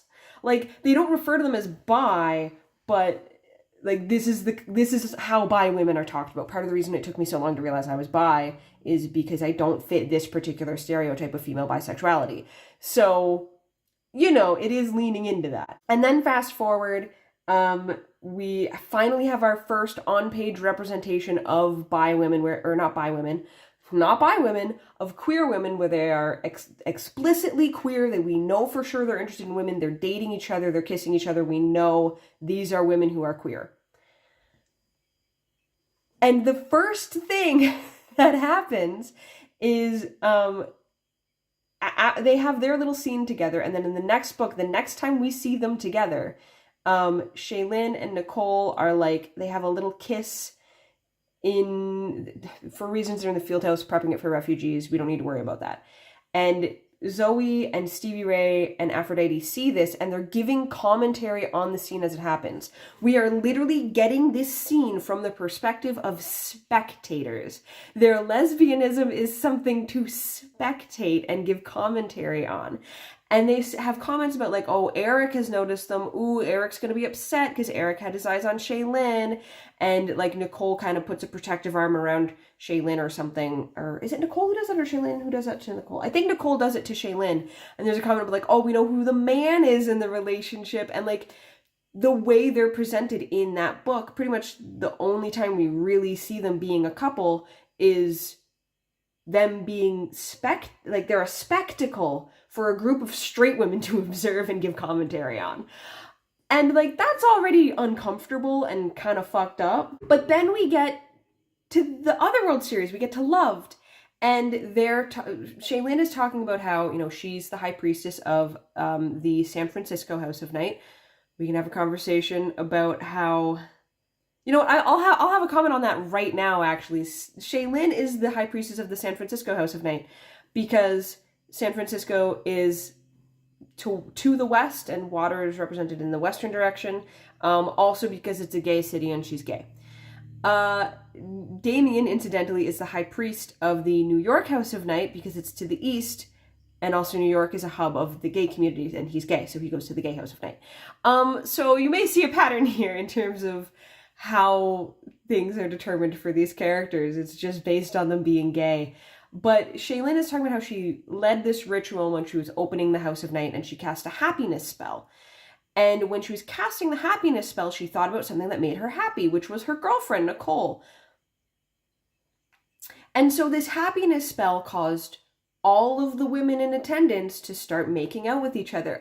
Even the straight women. Isn't that funny? And I'm sitting here, again, I'm bi, so like I have some perspectives on this. I'm sitting here and I'm like, that is really fucking disturbing. That's not a funny thing. The idea that you would cast a spell and essentially magically roofie a bunch of women into having an orgy.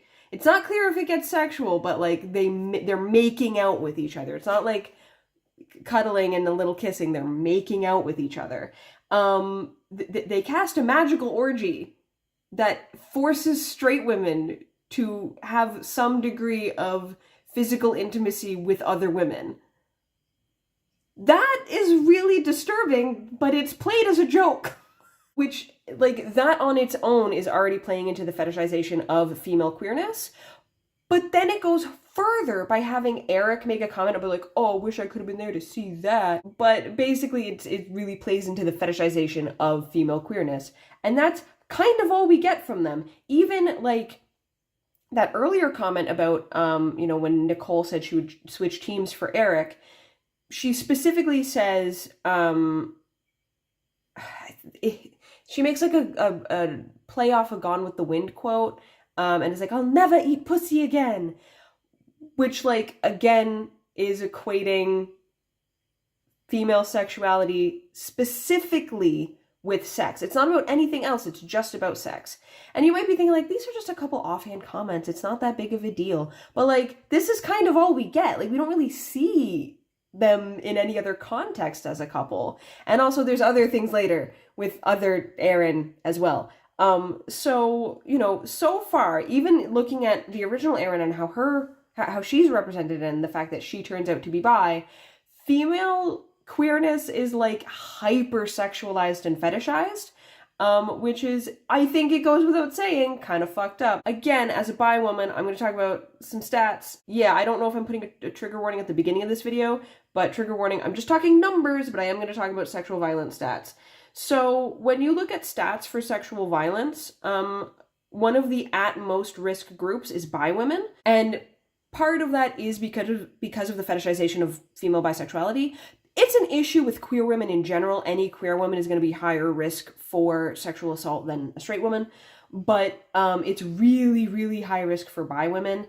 And I think it's notable that, like, there's specifically fetishization of female queerness from the perspective of men in this series, and it's often kind of played as a joke. Or in the case of Zoe and Stevie Ray disparaging it, it's women shaming other women and women judging other women through the same lens of rape culture that is used to abuse women. They're looking at women who kiss other women but still want male attention and being like, oh, what gross sluts, right? Like, that's how it's being presented. And so, that's harmful. Also, again, as a bi woman, these kinds of representations of female queerness, where it's super, super, super rooted in being hypersexual, being fetishized, being, again, in terms of those disparaging comments from Zoe and Stevie Ray, being related to, like, threesomes and that kind of stuff, it is specifically damaging because, like, it took me a long time to figure out that I was bi because I don't fit those stereotypes. And so I just spent a lot of time being like, well, I think I like women, but, like, that doesn't make any sense because I'm not like that. And, that's a difficult thing to process and go through.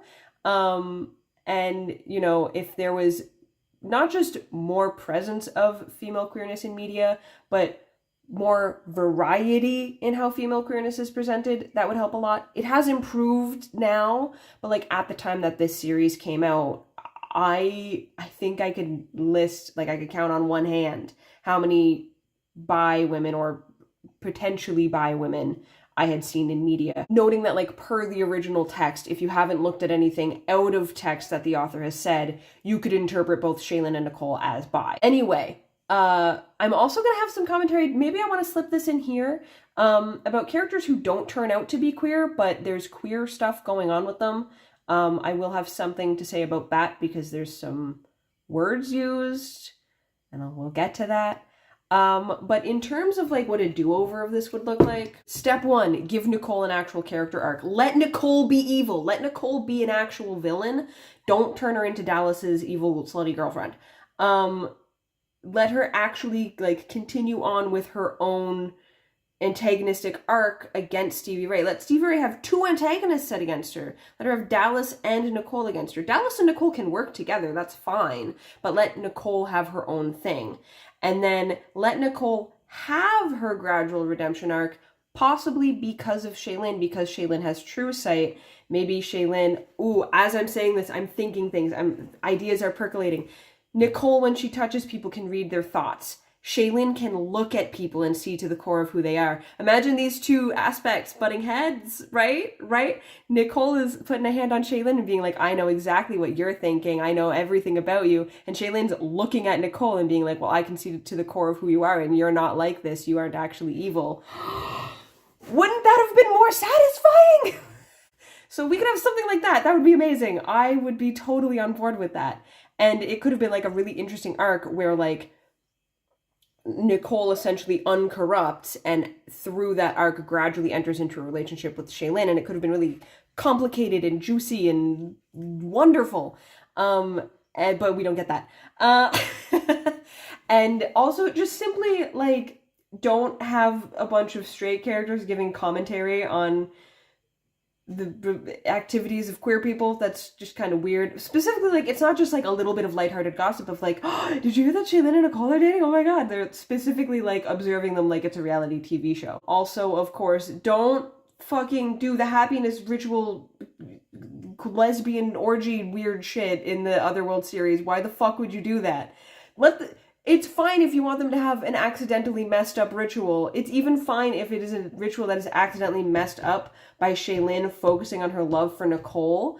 But have it be something like, instead of everyone falling into this making out with each other scene where even straight women are kissing women, let it be like everyone becomes fixated on Nicole and is like adoring of Nicole and reverent of Nicole, and everyone's like singing her praises and wants to give her like flowers or gifts, or not in like a sexual context, but just in a like, oh my god, Nicole's so amazing. Like, let that be like a weird thing that happens for a week, and that would actually be funny and awkward. Like, come on. And just remove all the weird fetishistic comments from men. That would be great. I would appreciate that. Also, maybe let one of them be bi. Just let one of them be bi, please. Can I have uncorruption arc, dark, psychic, badass lady Nicole as a bi woman? Can I have that? Can that be a thing, please? I like my version better. My version is way cooler. I'm making myself more upset by having this idea and realizing how sick that could have been. That's kind of all I can really say about these characters. I guess the other thing is that, like, when I say they don't have much of a presence in the Otherworld series, I mean, they're literally just written out.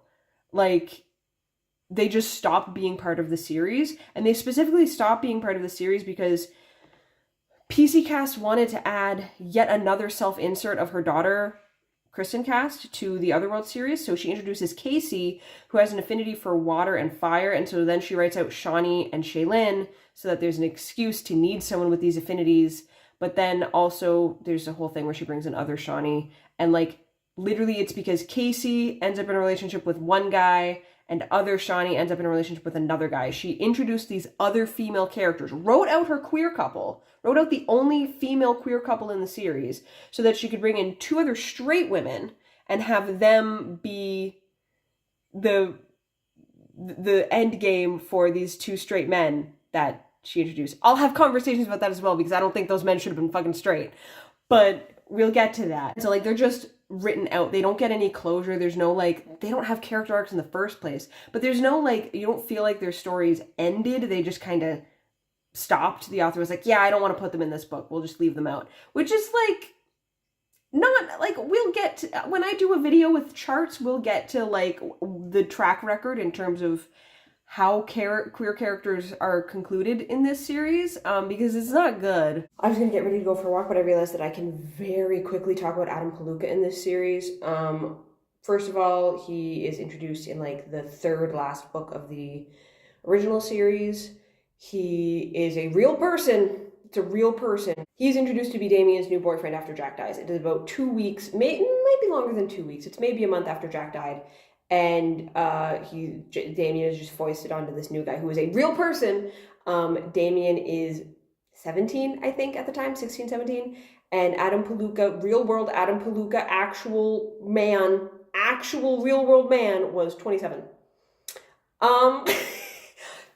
That's weird. Yeah, they just immediately are dating. And I think it's supposed to be really sweet and wholesome and delightful because yay, gay love. Problem, one, that's a real man. Very strange to do that. Two, Adam Palooka is 27. Really weird. Even like if you adjust the timeline and assume that like this book is based on what age Adam Palooka would have been when the series started, he still would have been like, I think he would have been like his mid-20s. Like he still would have been like 5 years older than Damien or something. So it's still pretty fucking weird. And also the way that Adam Palooka is introduced is there's, for reasons, they're doing interviews with the local news, Zoe and friends. And Zoe and Stevie Ray look at Adam and just immediately clock him as gay based on how he's dressed. And they're like, he'd be a good boyfriend for Damien, but first we need to make sure he's gay and single. And so they start making these really asking all these really uncomfortable questions to him that are like wildly inappropriate to ask anyone that you've just met, but especially to ask someone who is currently working and has coworkers next to him. Like, they'd be like, do you have a girlfriend? Do you have a boyfriend? Do you want a boyfriend? I was like, girl! But that's just presented as lovely and fine, and oh my god, like what great friends they are. They're matchmaking for their bestie whose boyfriend died not even a month ago. Sure. And then like that's just kind of it. That's all we get. And then in the Otherworld series, Adam is written out. He and Damien break up off page, and that's the last we ever hear of Adam. Implications, it makes people think that it's, one, you can gauge whether or not someone is gay by appearances alone. Two, it makes it out as if outing someone while they are working in front of their colleagues through a series of invasive and uncomfortable questions is not just okay, but like a good thing to do. And I don't know, it's just like a weird way to present queerness, because again, this is the second gay man that Damien meets in series, the second time Damien meets another gay man. Both times that gay man is a good match for him as a boyfriend. No, that's not how that works. A do-over, just don't give Damien a new boyfriend. Just don't give Damien a new boyfriend at the end of the series. He doesn't need to have a new boyfriend. By the time the series is over, Jack has been dead for less than 2 months. Damien doesn't need a new boyfriend yet. That just didn't need to happen. Let the boy fucking grieve. What the fuck? If you must, sure, let Adam be there and let him be gay, or let, maybe not Adam because that's a real person, but let there be some sort of random gay reporter and the characters are like, oh, hey, he's gay, that's cool. And that's it. That's all it needs to be. You don't have to give David a new boyfriend. Anyway, I just needed to make sure I remember to talk about Adam because I was going to pivot to talking about characters who aren't queer but should have been queer for the original series, and I wanted to make sure I didn't forget this character. Back again. Here to talk more about Queer Up in the House of Hate series. I think I'm a little cut off right now. It's fine, deal with it. So, while I pack some things away, let's talk about two characters who aren't queer but should have been. We have Stevie Ray and Aphrodite. All you really need to know about Stevie Ray and Aphrodite is that they have a very antagonistic relationship with each other. They're always at each other's, I say at each other's throats. Certainly there was a part of the series where they were literally at each other's throats. But they don't get along very well. They're ostensibly friends, but they just do not like each other very much. Stevie Ray kind of is good-naturedly about it towards Aphrodite, just thinks Aphrodite is kind of mean.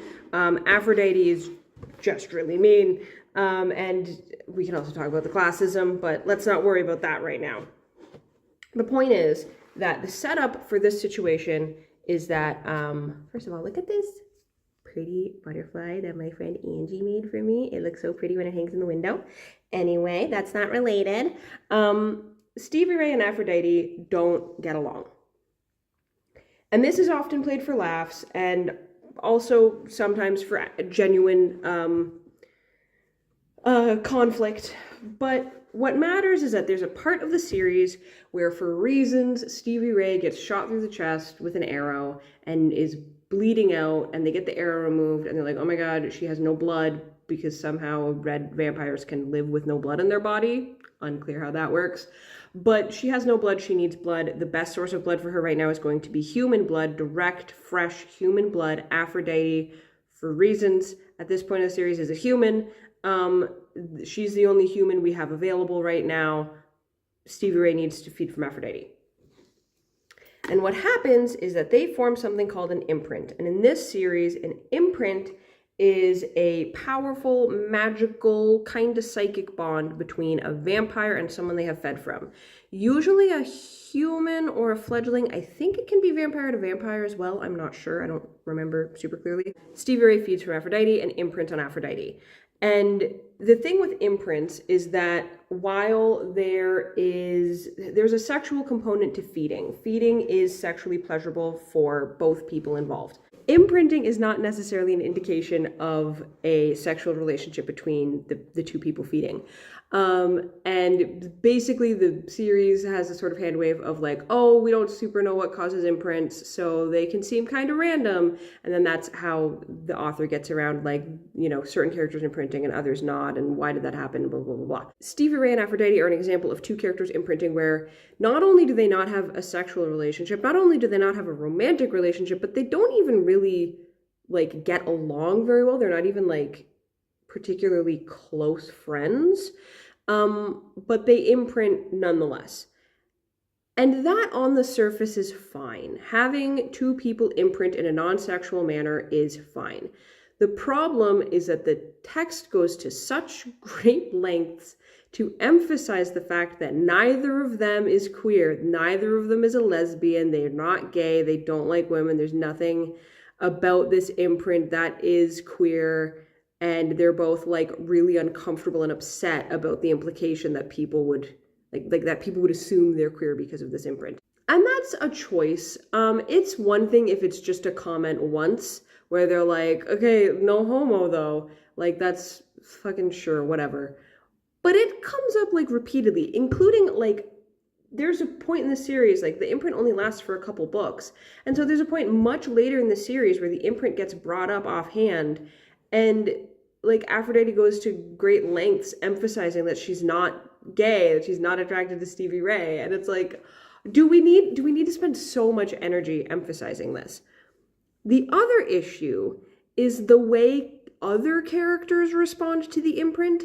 I'm looking particularly at the twins, Shawnee and Aaron. They make so many jokes about it. And like from the moment that the imprint is established, they're laughing about it. Important context, they call Aphrodite Aphra, insert D slur here. So, you know, that's a choice that the author made to have her characters call Aphrodite that.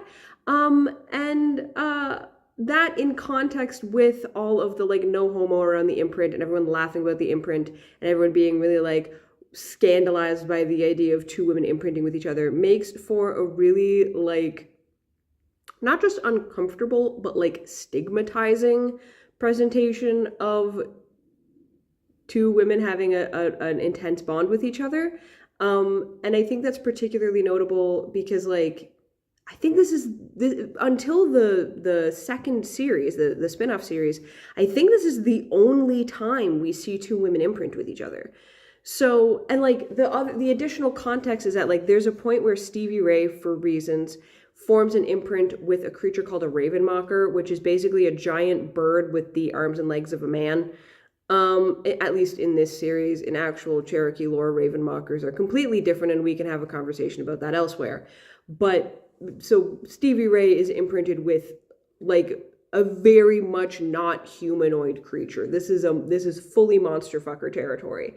And Stevie Ray thinking about the imprint is like, well, the imprint is probably the reason why I find him like really attractive, right? I'm not actually attracted to this bird man. It's the imprint. And then she kind of has this like little thought to herself, like, but I wasn't attracted to Aphrodite. And she says out loud to herself, this is how vehemently she needs to deny this. She says out loud to herself, well, I'm not gay. It's like, okay.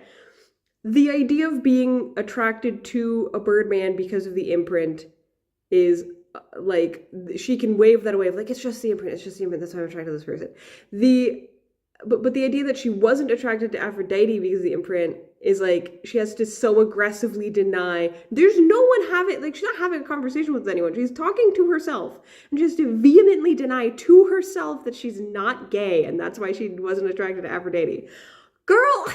And so I think it just leads to a lot of like stigmatization of female queerness and like presenting the idea of it as like shameful or gross or freaky or weird. And particularly like, again, I keep saying this, I'm a bi woman. The idea of two women who have otherwise only been attracted to men suddenly being in this like intense intimate relationship with each other, this intimate connection with each other, could have been an interesting thing to explore, but instead it goes really, really hard into the idea of like, no, absolutely no way. There's no way these two women could be attracted to each other because they're both interested in men. They're not attracted to each other. And so I think it also contributes to, you know, the original series is rife with bi erasure. To an extent, the whole series has issues with bi rep and bi erasure, but the original series really, really emphasizes characters not being bi. And I just think that's, you know, again, it's just more of the same perpetuation going on. In terms of a do-over, let them have some fucking bi panic, guys. Come on. Just let one of them be bi. It's fine if nothing comes of it. Just let one of them be like maybe a tiny little bit bi, maybe like a little bit, maybe like a little bit. Or let it be emphasized as like it's fine for them to brush it off once or twice. It's like, we're not gay. We're not, it's not like that. That's not how imprints work. And let that just be a demonstration of the not inherently sexual or romantic nature of imprints, and instead emphasize it as like their complicated emotional bond with each other, because they have been through a lot together. So on that level, it does make sense for them to imprint, but it's not really explored in that context. And like, to be perfectly real, the only reason this imprint exists is kind of very lightly for plot reasons. The imprint, like Aphrodite is able to reveal things about Stevie Ray because of the imprint, but otherwise, like, it's just not, there's not really a point to it outside of that, and it's not explored or discussed outside of that, again, except for all the no homo stuff. Also, just in general, don't have the twins call Aphrodite a slur. Like, don't have them play off of her name into a slur. Just don't fucking do that. Why the fuck did you do that? There's no fucking justification for doing that. You're using slurs for laughs. Fuck off. Yeah, I think that's all I really have to say about Aphrodite and Stevie Ray. And that kind of rounds out the queer rep in the original series. That's all of the characters that are queer or are later implied to be queer. I will have some stuff to say about other Nepheret. I'm not going to attach it to original Nepheret. You will understand why when I get to it, but that's when we get talking about the other world. I'm going to continue on talking about the other world characters and characters that are introduced in the other world. Yeah, that's still in this video. I don't know why I'm talking as if I'm wrapping up this video. I'm not wrapping up this video, but I'm just wrapping up this section. Okay, I will move on. I'm going to talk very quickly about Other Damien and Other Damien's role in the series. It will be brief because there's not much to say. Other Damien never appears on page. Other Damien is dead from the moment he's mentioned. The intention of this, or like the reason this is done, is so that Other Jack is single when he meets original Damien and they can start dating. And then, yay, Damien has Jack back. It's also like kind of sort of loosely an element of like they can bond and sympathize with each other over the loss of their partners, which is each other, which is a strange concept that doesn't super get explored, but sure.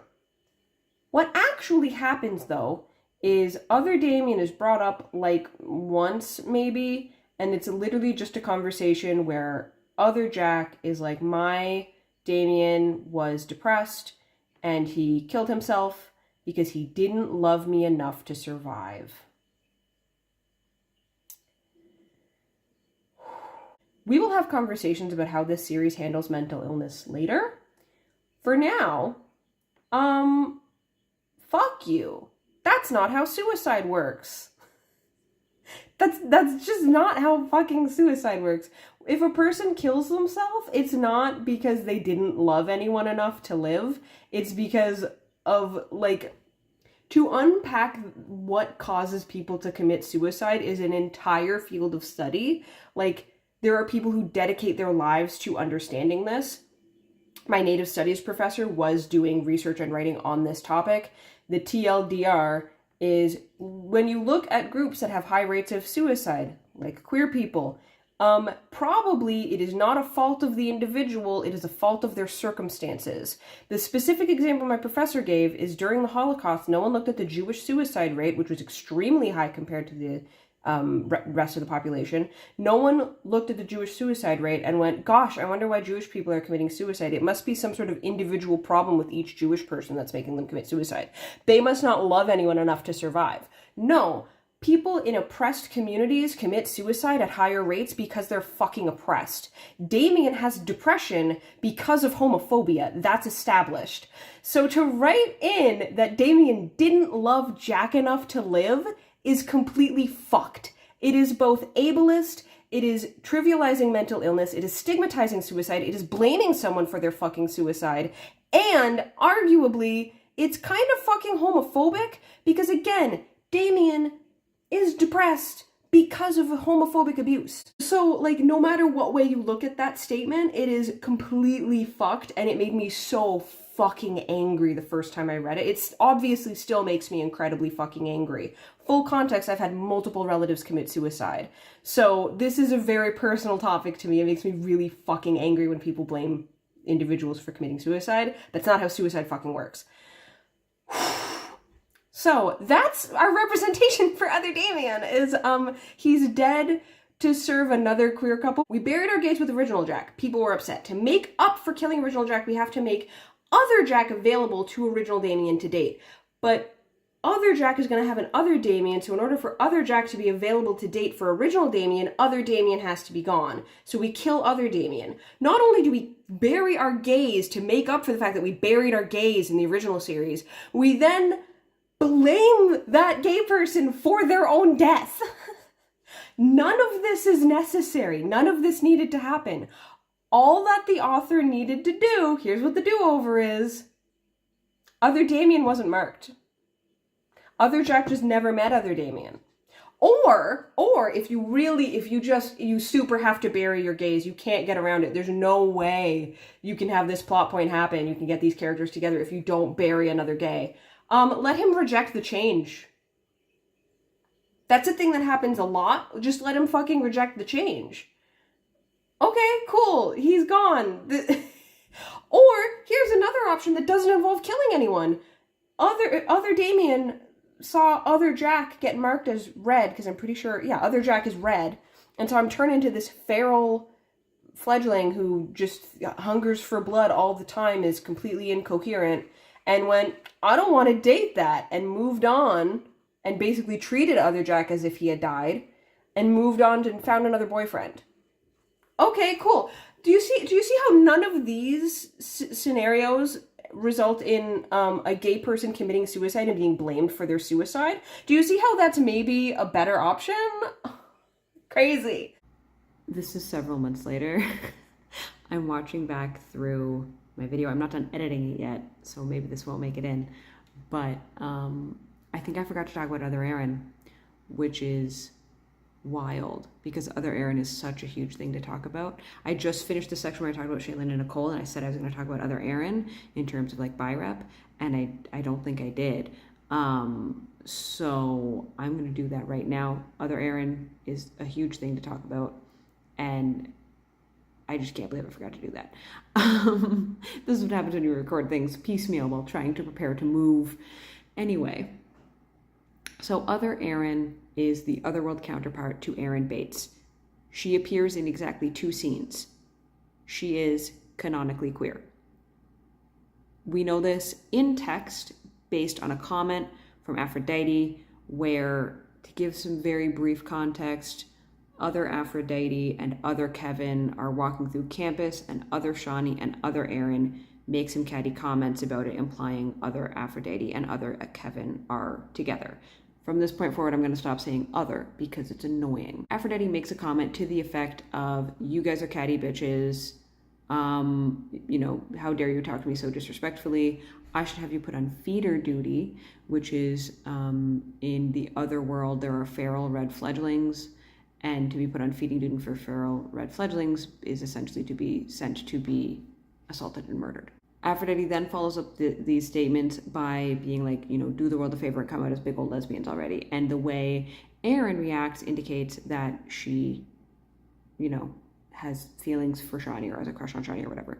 And so then Aphrodite doubles down by saying, oh, sorry, I guess only one of you would be down with that. Or should I say, go down on that. and then laughs, tosses her hair, stalks away. And this is supposed to be a like, yeah, get a moment from Aphrodite.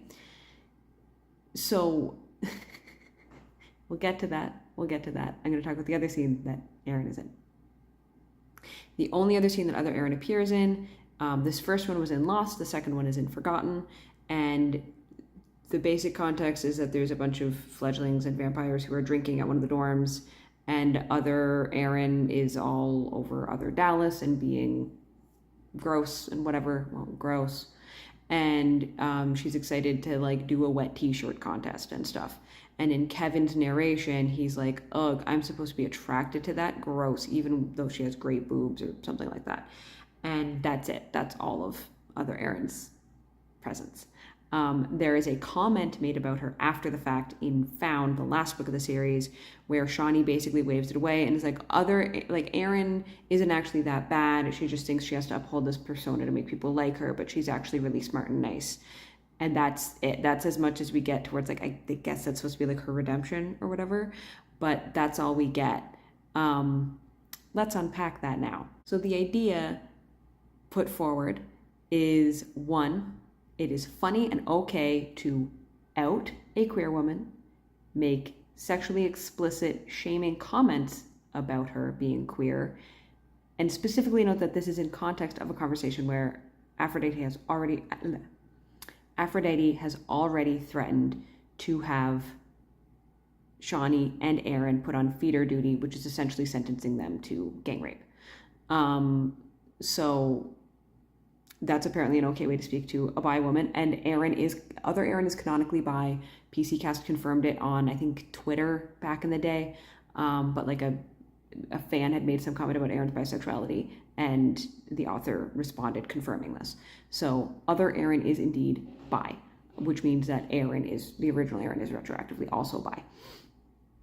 And so that's our first scene with a bi woman. She doesn't come out as bi. She doesn't express her own sexuality. She has absolutely no agency in her own representation, in her own perception as a queer woman. Other Aphrodite accidentally outs her, makes a joke out of it, and shames her for it. And then the next scene we have of her is her being, as the series would regard it, a gross slut.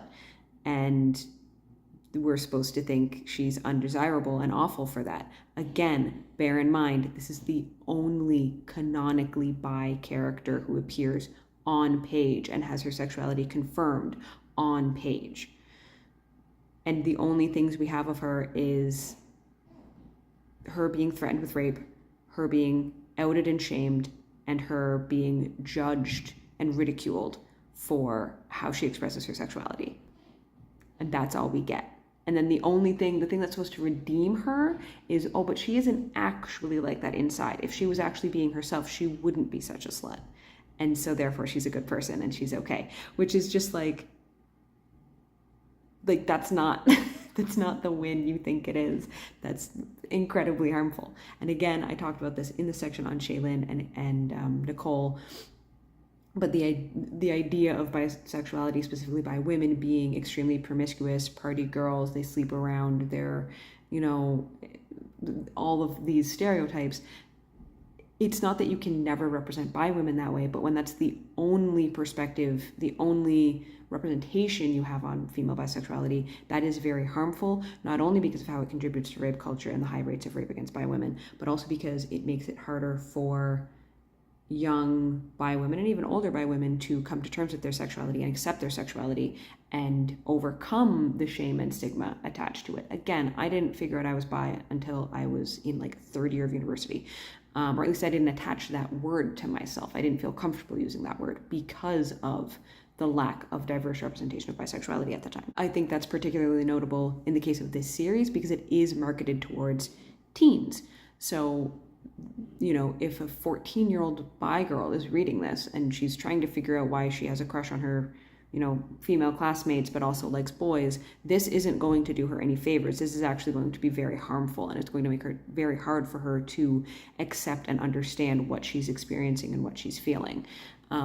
Again, I'm saying that from personal experience. This isn't hypothetical. This is an actual thing. So I just wanted to make sure that I did talk about that. I can't believe I'm gonna go back through the video and see if maybe I did talk about it and I just missed it. But I can't believe that I didn't talk about that if in fact I did miss talking about it. Anyway, those are my thoughts for now. This video is incredibly long. I just realized that most of the other queer characters introduced in Otherworld are, like, there's literally nothing for me to say about them because they're either only mentioned or they appear on page exactly once and nothing happens. So I will talk about these a little bit more when I get around to doing a video where I have like my whole chart and I break down my chart because I already have a chart done. But just real quick, I'm gonna list these characters, the characters that there is literally nothing to say about. We have Other Erebus, Eros, Toby, and Steven. Editing Rachel here. I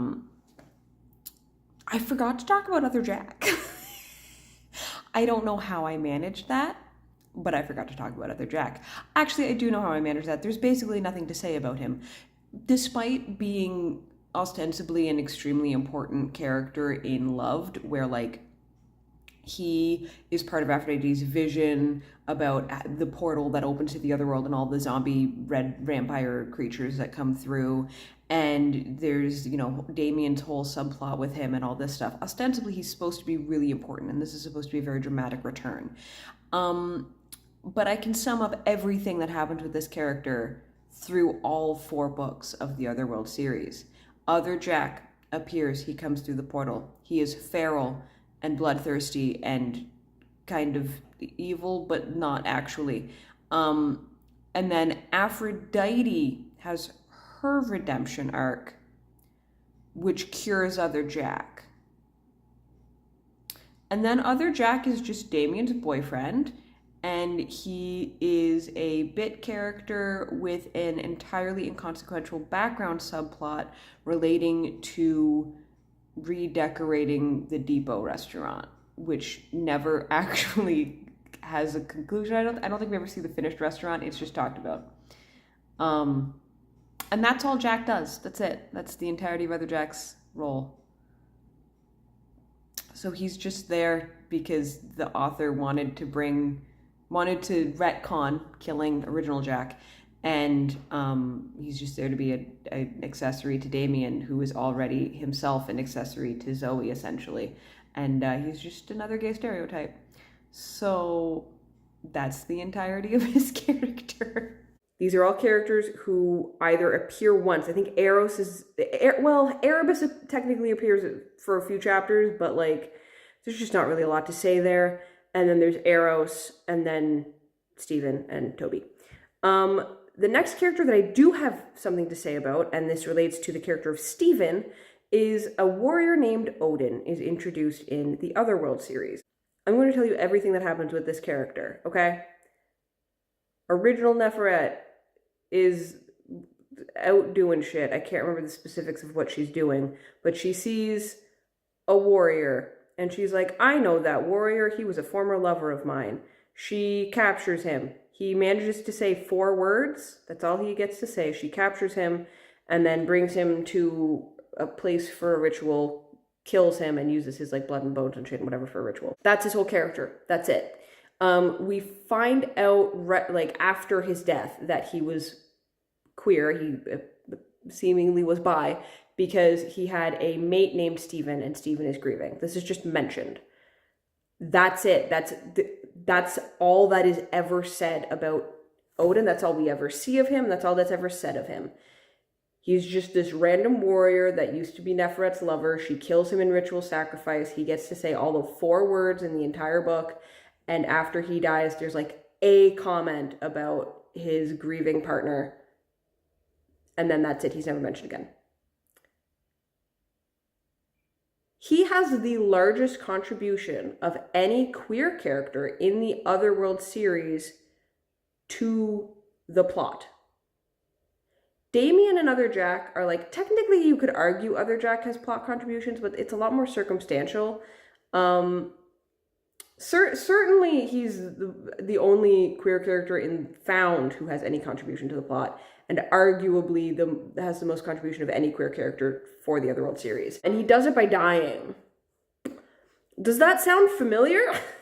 Yeah, so bi rep continues to be bad because, oh, look, we have a bi man. Oh, and he's dead. Shit. Okay. And that's all he gets to do. I don't even know how to talk about, like, what do I say about this character?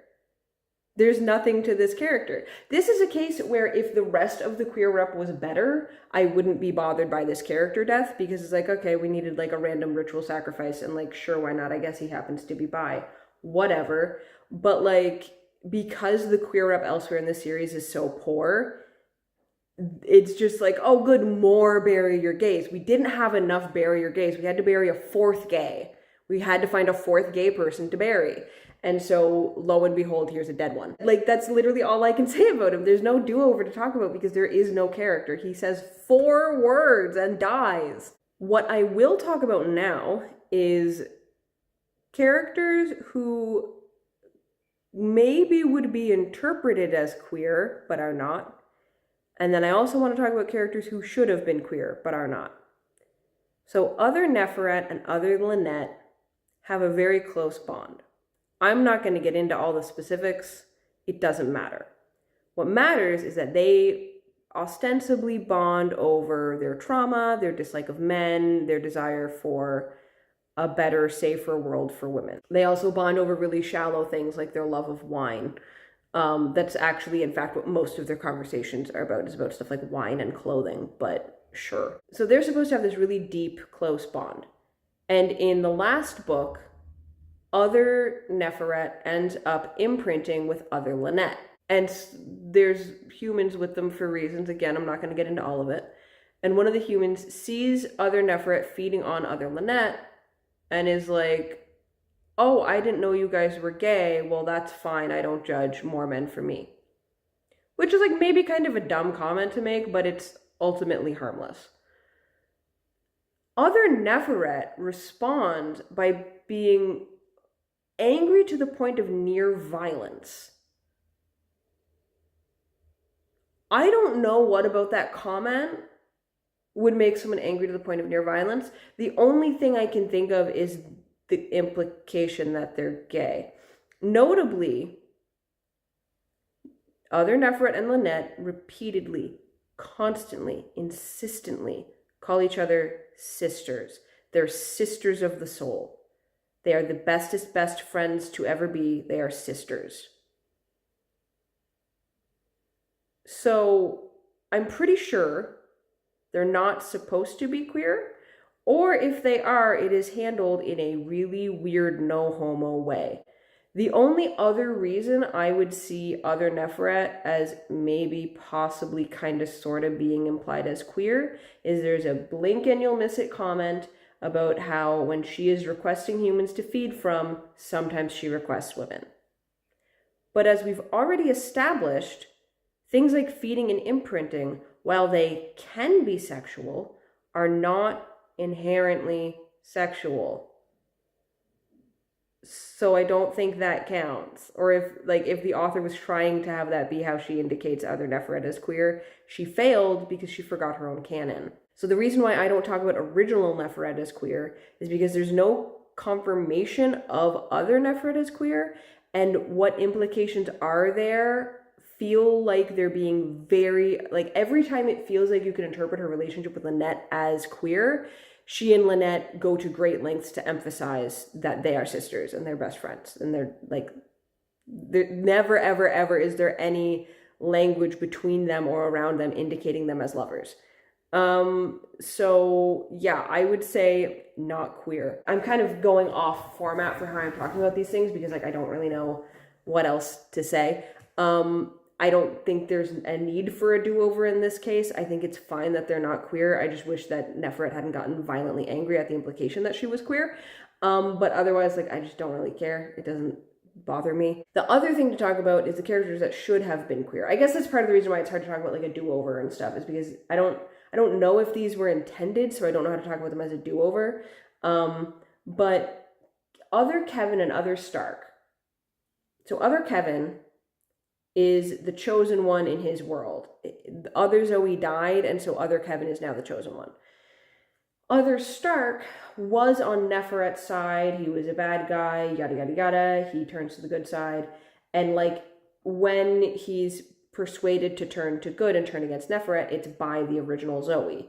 And so he meets original Zoe and feels this draw and connection to her, but that's kind of swiftly crushed because, well, she's one from another world, and two, she already has a Stark, right? She has her world Stark, so he doesn't really fit in there.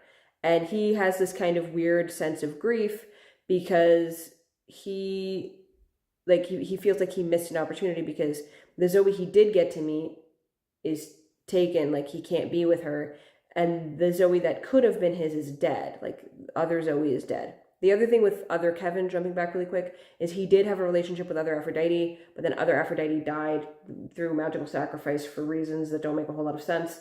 And so like he's grief stricken from the loss of other Aphrodite and the feeling of like they didn't have enough time, they didn't really get to like experience their love for each other the way they wanted. And yes, it is described as love. They knew each other for 3 days. Also notable, Kevin is I think 16 and other Aphrodite is 21.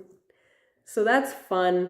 Anyway, that's not the point of this video. So what ends up actually happening is that other Kevin ends up dating other Shawnee.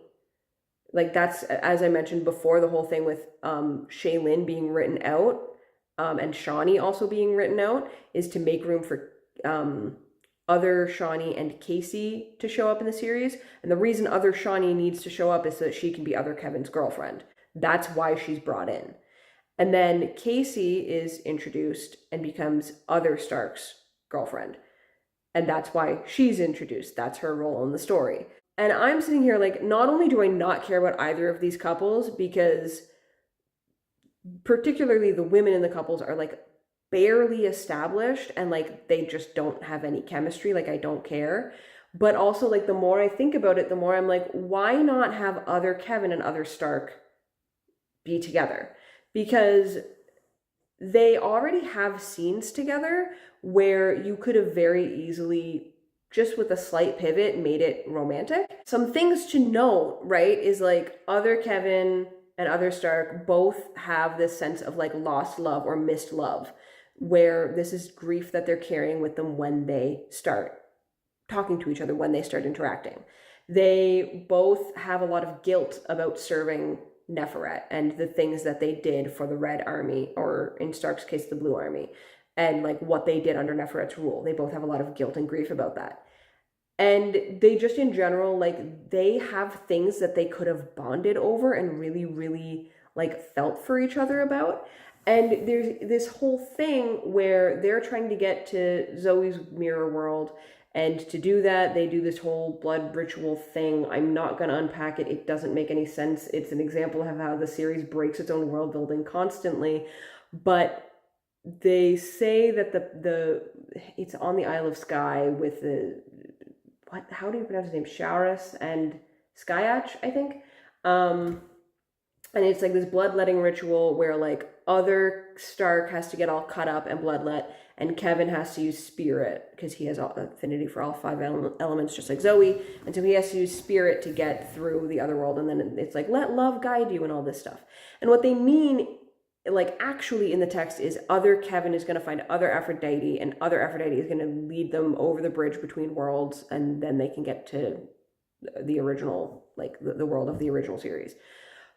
But it would have been interesting if it was like, let your love for each other guide you or something, because like technically other Stark is being sent into the other world via this bloodletting ritual, and Kevin is supposed to follow him through his spirit affinity. So let love guide you. Let your love for Stark guide you to, like, there could have been something done with that. I feel like it would have served the series more if instead of writing out a queer character to introduce another straight character and another cis-het female-male relationship, if we could have just established a new queer relationship. I think that would have been good for the series, especially in light of how the previous queer characters were handled. This would be the first time that we have characters, specifically queer men, who are queer and don't really have their queerness attached to queer stereotypes. And like I'm thinking specifically of characters who like have enough of an on-page presence for us to deduce whether or not they're being written as a stereotype. Again, there's a bunch of characters we can very quickly gloss over. It also would have been 2 more instances of bi-rep. And I think it would have been like, there's a lot of potential in that idea. I think you could have done a lot with that, but of course it's just not even, the idea isn't even entertained. I think it also would have been, if other Kevin was queer, I think that would have been maybe the only queer person of color in the series. No, I think Eros is supposed to be a person of color. Again, he appears exactly once. I think we have a single sentence of description of him, so, you know, it doesn't really stick out in my memory. But yeah, I think other Kevin would have been the only like real rep of a queer person of color, which is an interesting choice. This series has a lot of very, very white queer rep. I think that's the last I can really say of queerness in this series. It's very, very shallow. It's very, very stereotypical. Pretty much no queer character gets like a real subplot or character arc, and in the event that they kind of sort of do, it's very like brushed over or swept under the rug, or like it's resolved by someone else, like they don't get to resolve their character arc. There's a lot of barrier gaze. Looking at original and Otherworld series, there's 4 instances of queer characters being killed off. Again, when we get to the video where I'm breaking everything down through my charts, we'll see that there's also a lot of characters who are just written out. There aren't a lot of characters who get to just like exist through the series and like remain and get like conclusions. That's not really a thing that happens for queer characters in this series. And there's a lot of fetishization. Like original Erin is fetishized through comments about wanting to see her and Shawnee, or like have a threesome with her and Shawnee. Other Erin is fetishized through the way that she's outed, and just every scene that she's in is slut-shaming and fetishizing her. Shaylin and Nicole have that whole like oopsie daisy whoops, we made an all-female orgy, so like that's fetishizing female queerness. Like the female queerness just exists to be fetishized in this series, and then male queerness just is like very heavily stereotyped. They're killed off a lot, or they just kind of exist as background scenery, and like they mostly exist just to serve other people. The point is, it's all very shallow and stereotyped, and there's lots of queer death, and there's lots of queer tragedy, and I can't think of any queer rep in this series that is like good. And it's upsetting because when you look at it, like I just showed you the chart and had the list of names along the side and you didn't see anything else of the chart, you'd look at that and be like, wow, that's a lot of queer characters. That's awesome. But then when you break down like how much presence queer characters actually have, how much of a role they actually have in the story, how are their stories concluded, or how do they exit the series? It's bad. Like it's really bad, and it's just all around extremely disappointing and harmful. And this is not a series that I could ever in good conscience recommend for its queer rep. I think anyone recommending this series because of its queer representation needs to really, really, really analyze why they're recommending this series for its queer representation. And if the answer is that it's kind of the only series they've seen with queer rep, or this is the most queer rep they've ever seen in a series, you gotta read other books, dude. You gotta look for recs. Incidentally, if people want queer book recs, I do write book recs over on Medium. I have a whole list on my Medium specifically of book recs, and I have ones that are specifically targeted to recommending queer books. I also have a thing where I wrote a book rec specifically based on the House of Night series. If you like the House of Night series, try this kind of thing. And so like, if you are someone watching this who does like the House of Night series and specifically likes it because of the queer characters and like how much queerness it is, or maybe this is the only book you've read that really has queer characters in it, please, please, please check out other books, please. All of that being said, I guess this is the end of the video. I think I've talked about every queer character. If not, I will be popping back in later, but for now, if you watched to the end of this long ass fucking video, thank you. Thank you for tolerating all of my rambling. please leave a rainbow emoji, some kind of rainbow emoji in the comments, and do the usual like, comment, subscribe thing. I really appreciate the support. And yeah, I don't know what topic I'll be talking about for this series next. I might take a little break because I have a lot of videos that I need to edit and they're really long and my laptop is going to run out of space, so I need to just start sorting shit out. But yes, I will see you when I see you. Thank you for watching this long ass video. Again,